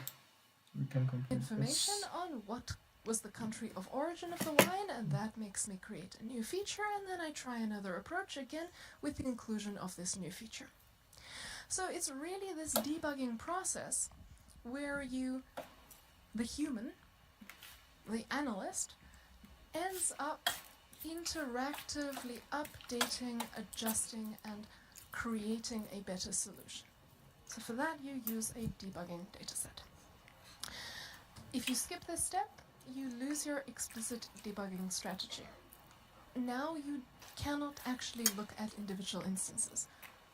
If you look at individual things that went wrong in your training set, well, fundamentally, your entire algorithm's job is to contort the solution insofar as it can, based on the rules of what it is, whether it's a line or a squiggly thing or a bunch of vertical and horizontal lines, whatever it is, it will try as best, according to its nature, to contort itself to your training data. So its performance will be pretty good for that training data. If you really want to know about how it fails where it doesn't get this chance for contortion, then you need this other dataset. So looking in individual training instances doesn't really give you the full story of what it's getting wrong. It gives you some, but a better insight would be a withheld dataset like this one. And you're not allowed to go poke around in the validation dataset, you're not allowed to go poke around in the test dataset, so you want a sacrificial dataset where you are allowed to poke around. You can take that out of your training data, or you can have it explicitly preset at the beginning. When is it okay to have no debugging strategy?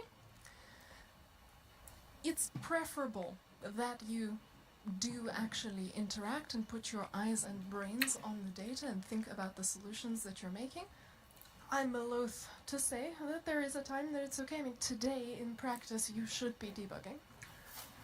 But there are folks who have a vision of a hands-free, human-free machine learning of the future. And if you're going for that fully automated thing, then you're trying to skip this step. That's the goal of those projects. So then you wouldn't be manually debugging. But today the reality is that you should be doing this. Now, tuning. You just ran an algorithm. And somewhere in that code there was some place where you had to put like regularization parameter or learning rate or whatever. And you like look at this thing, you're like, what even is that? 0.1, I'll just put 0.1. Where did that 0.1 come from? How did you pick that number that went into the settings? Oh, you just picked it out of nowhere, didn't you? Didn't you? We should have a little talk about hyperparameters. First off, what is a hyperparameter? I give you multiple choice. Hyperparameters are either A, parameters on too much caffeine, or B, numerical settings in an algorithm. Which one is it? B. So what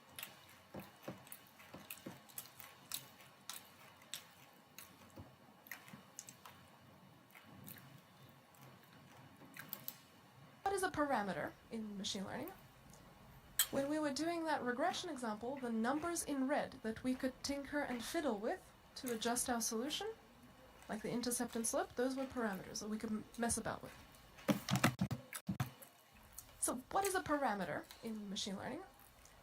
When we were doing that regression example, the numbers in red that we could tinker and fiddle with to adjust our solution, like the intercept and slope, those were tinker and fiddle with Intercept and slope. Okay. to adjust our solution, like the intercept and slope, those were parameters that we could mess about with. Yep. A hyperparameter is something that is there before your data even hit the algorithm. So here's how you might think of it in our kitchen analogy. You have this meat grinder thinger. It has a coarseness setting on it. You have to put the coarseness setting to something to even be allowed to turn the handle. If you try not to have a coarseness set, then the handle falls off. Then you can't even use this thing.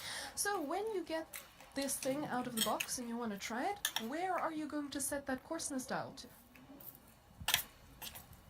whatever the factory setting is, or maybe you have a favorite number, some unprincipled choice. And you try that, maybe a few settings haphazardly, just to get a sense of whether you even want to use this tool in your cooking process. And when you think that this one is something that you might actually go for, then you're going to fine-tune that dial and pick a setting that works best. That's how tuning hyperparameters is also going to be in practice.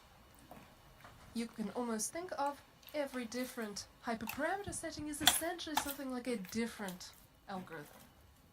It just makes your head spin to think about how many different algorithms you're effectively trying if you have a continuous hyperparameter. But the parameters depend on your data, the hyperparameters, you have to pick them before you can hit run. Now, if your algorithm has these numerical knobs and dials, you must tune them. How do you do it? Well, I'm about to make it look way easier than it actually is in practice. If you have a very simple setting with one hyperparameter, what you can do is this. You take your training dataset, there it is, and say you didn't have a dataset withheld for tuning, you take one out. Okay, there's your fourth dataset. Now this is your new training dataset, that's your tuning dataset, and what do? We're gonna use a good old trusty for loop. Begin with your hyperparameter set to its lowest possible setting. And now train your model with that setting, evaluate it on this tuning dataset, and store. Then, next setting, same thing, next setting, same thing, next setting, same thing. Tally up your results, and do you have a preference? I sure do. It looks to me like the third setting here is giving me the best performance, at least in training, and so that is the one that I'm going to prefer. It's not ideal, we know that there are a whole lot of issues with taking our results in training seriously, but at least this gives us a principled choice rather than having to have a guess or use our favorite number. So the result that comes out once you have picked your setting in set 3, now you can just rerun it on the entire set, training set, and the result that comes out, you're going to call it your tuned model. And at this point, you're like, tell me what cross-validation is. When I used to run this course, I used to try to avoid talking about cross-validation, and someone would always be like, but cross-validation. So, okay, I succumb to your tyranny. What is cross-validation? So first off, cross-validation is not validation. Yeah, I know, right? It's tuning. I wish we had called it cross-tuning, but there you go.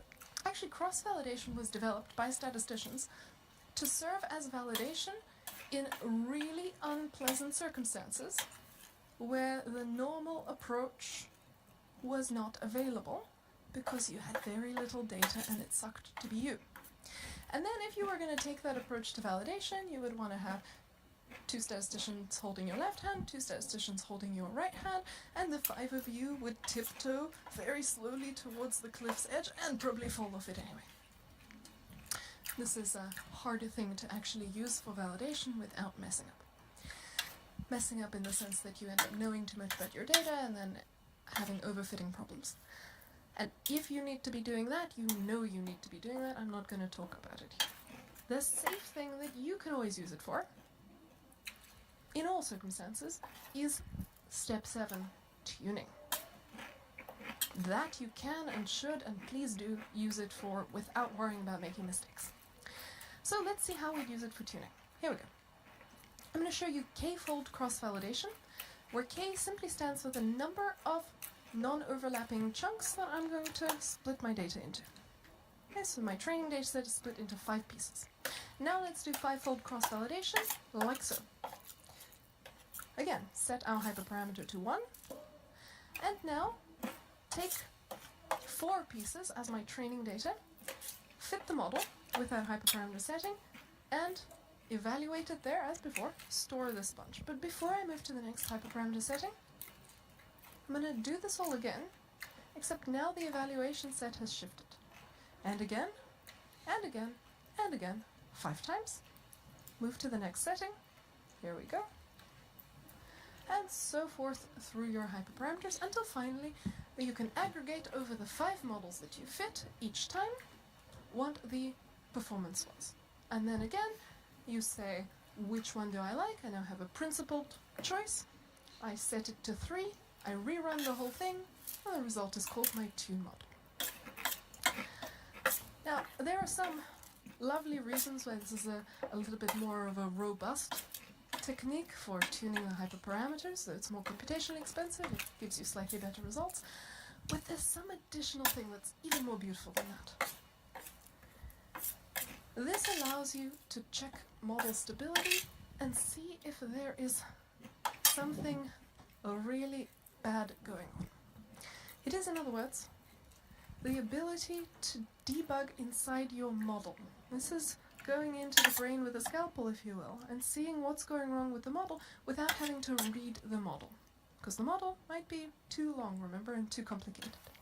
And you'd like to see if there are issues with it, and you don't necessarily understand how the model works. How can you debug the model? Well, this is a way. And here's the logic. Every time you run it, you're taking 80% of your data, for this case, right? You can break it up into as many pieces as you want. And here I've got 80% of my data. And that means any 2 of these have 75% of their data here in common.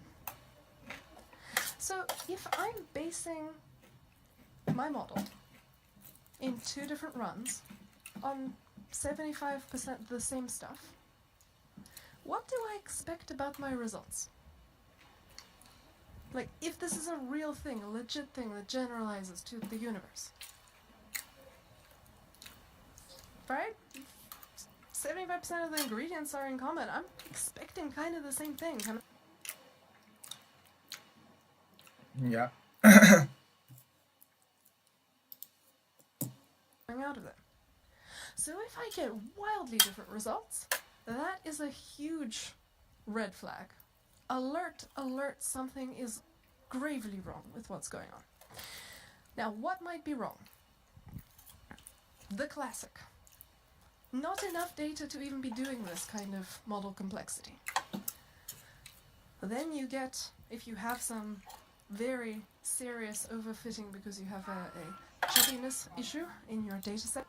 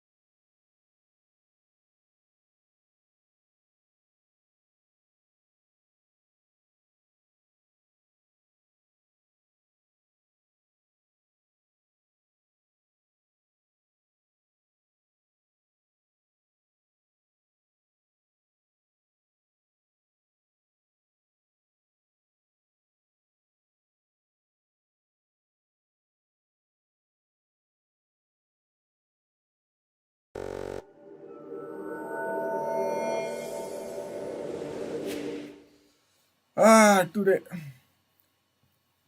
it's so 34. Everyone is calling me one by one. I don't know why. A lot of interruption. Never mind. We'll continue.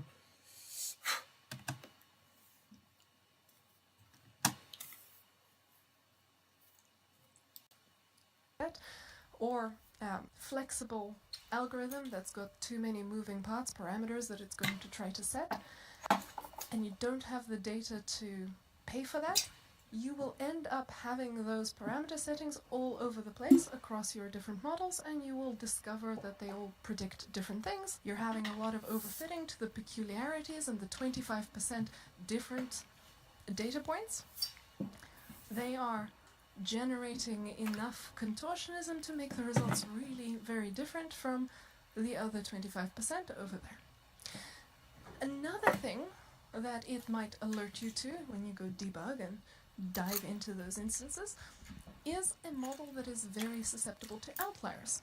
What's an outlier? Just think of that as a weirdo data point. A data point that is different from the others. And there are some methods that are totally cool with outliers, no problem. But there are other methods, think of the line, the regression methods, where if you have a data point over here, the line might be pulled towards that one single data point. And just that one fellow is going to change your solution a whole lot. And so if you have that kind of situation, then you will have very different models here, and you will have very different performance. And then you'll be able to see, well, what is different if you have 4 results that are all the same and one that's very different, where that weirdo was in the evaluation set. You'll actually be able to dig in and find that data point. You'll know it's one of these, you'll have a look, you'll see what's weird about its particular inputs, and this is pretty valuable when you're dealing with very high dimensional data sets. We've been looking a lot at things that you can plot and see by eye, but if you have 1 million inputs and 1 billion rows, it's really hard to know that there's something like this going on. What are you going to plot and look at by eye? This will alert you to it and allow you to zoom in on where the problem is. So it's a very nice technique also for analytics and data mining. If you skip tuning, what do you get? Silly hyperparameters. Your coarseness is set to wherever, and maybe that's not good for cooking. When is that okay? If there weren't hyperparameters, of course you don't have to tune them. Or if you have lots and lots and lots of data, or if you have a method that isn't perturbed by outliers. Tuning tends to become more important later in the projects, just as with cooking. You're not going to start fine-tuning the knobs on your implements until you're pretty sure that you want to base your solution on those devices. So, key message, allocate some training data for debugging and tuning, either at the start of the project or on the fly. It's interruption, guys.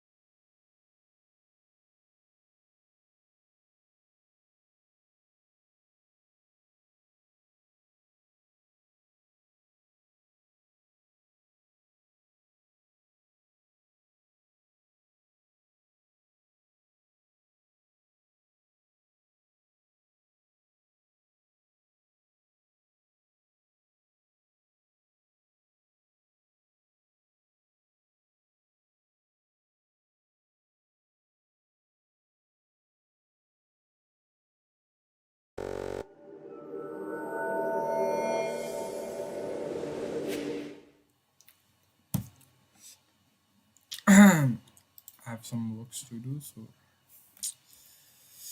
they keep calling me. Let us finish this first.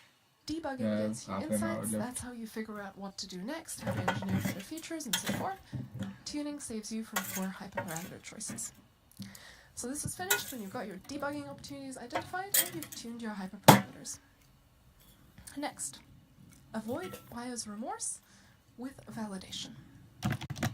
Fourth, tuning saves you from poor to start fine-tuning the knobs on your implements until you're pretty sure that you want to base your solution on those devices. So key message, allocate some training data for debugging and tuning either at the start of the project or on the fly. Debugging gets you insights, that's how you figure out what to do next, how to engineer better features, and so forth. Tuning saves you from poor hyperparameter choices. So this is finished when you've got your debugging opportunities identified and you've tuned your hyperparameters. Next, avoid buyer's remorse with validation. What if you got to this stage and you Wait. avoid identified and you've tuned your hyperparameters. Next, avoid buyer's remorse with validation. What if you got with validation? Debugging opportunities identified and you've tuned your hyperparameters. Next, avoid buyer's remorse with validation. What if you got to this stage and you have overfitting? Actually, let me just tell you now. You will get to this stage and you will have overfitting. And what emotion do you feel when you hear that word? Danger. This is your quiz. Horror, terror, exactly. Overfitting is your worst nightmare, remember? And now I'm telling you, you're going to get to this stage and you will have overfitting. Your model will have memorized the answers instead of learned what you needed to learn. And you won't know that this has happened to you unless you're able to check on fresh data. So you'd better have some fresh data for checking. This is where you validate. You simply take your model and you get your performance on a different set than one you trained it on. If you don't like your performance, go back to training. If you do, go to the next step. Now I say simply, there is that little gotcha. You have to keep your dataset fresh. And keeping your dataset fresh means you can't go learning from it. You can't go debugging in there and effectively training too much on this dataset. So you're going to use this one, this second piece out of your set that you have assigned for exploration. The first piece was training, this is validation. There are messages coming, but I can't keep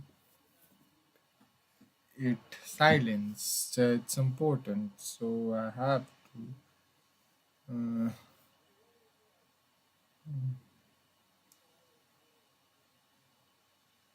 Never mind.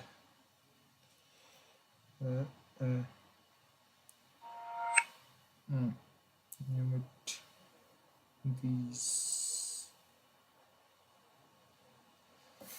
Okay. What is going to happen is this. You're going to love the model you've just trained. It's going to look so promising. You'll take it to validation, and it crashes and burns. Well, you should expect this is a long, iterative process, and your first solution won't work. So now that I've warned you, you won't have a nasty surprise. You can go back and try again. And so when you find that it doesn't work, what can you do? In order of likely goodness of approach, Wait. If you didn't split your data at random from a single source, an expert mode thing you can also try is designing a statistical hypothesis test to check if your training and validation data sets come from the same universe. Oh, yeah. You can do that. Engineering new features, training on feature subset, running different algorithms. You have to try tuning your algorithms, changing model complexity. Yeah.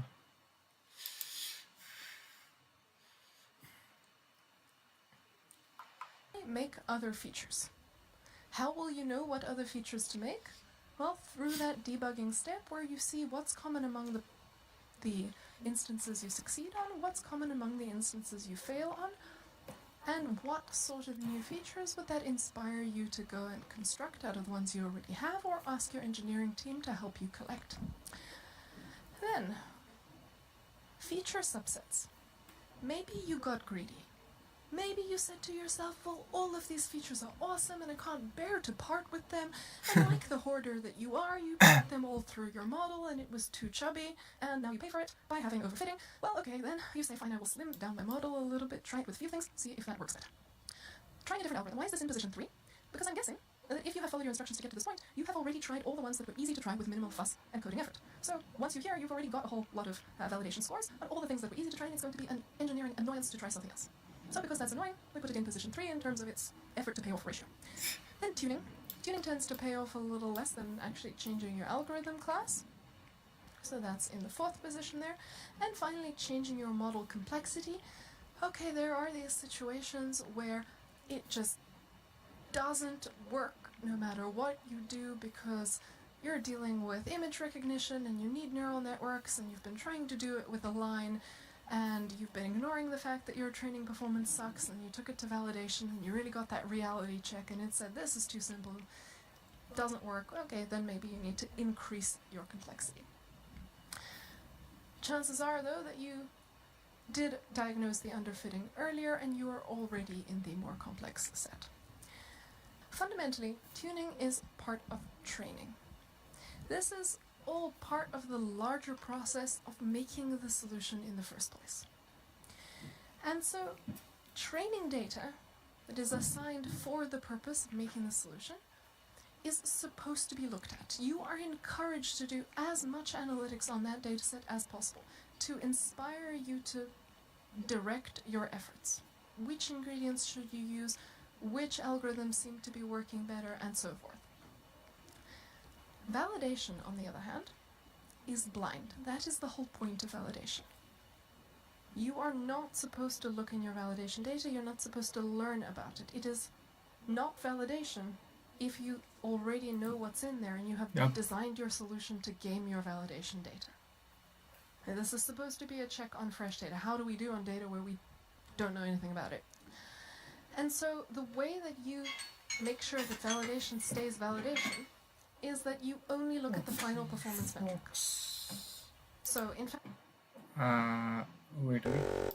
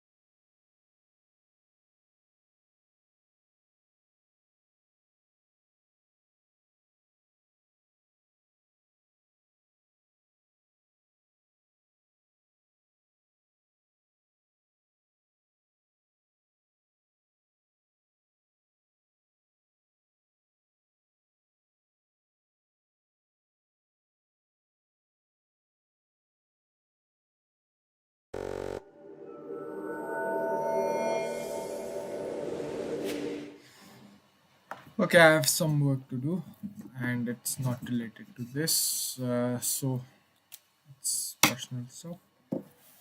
So today we will end this here. It's regretful. 30 minutes is there. I need to spend 30 minutes here, but what can we do? We can do anything. Either I will. Okay, what I will do is it's we have gotten up to. Okay, we have gotten up to 340. Okay, 340. We talked.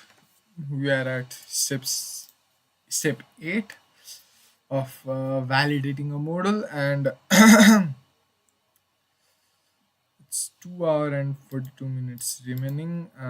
I'll What I'll do is I'll chip out remaining 42 minutes from this at night time.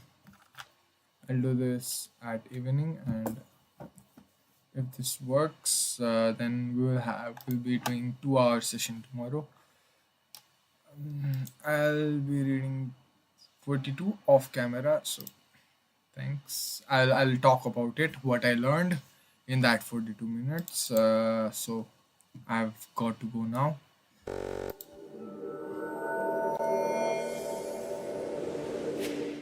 Unfortunate, but thank you. Bye. We'll see you tomorrow.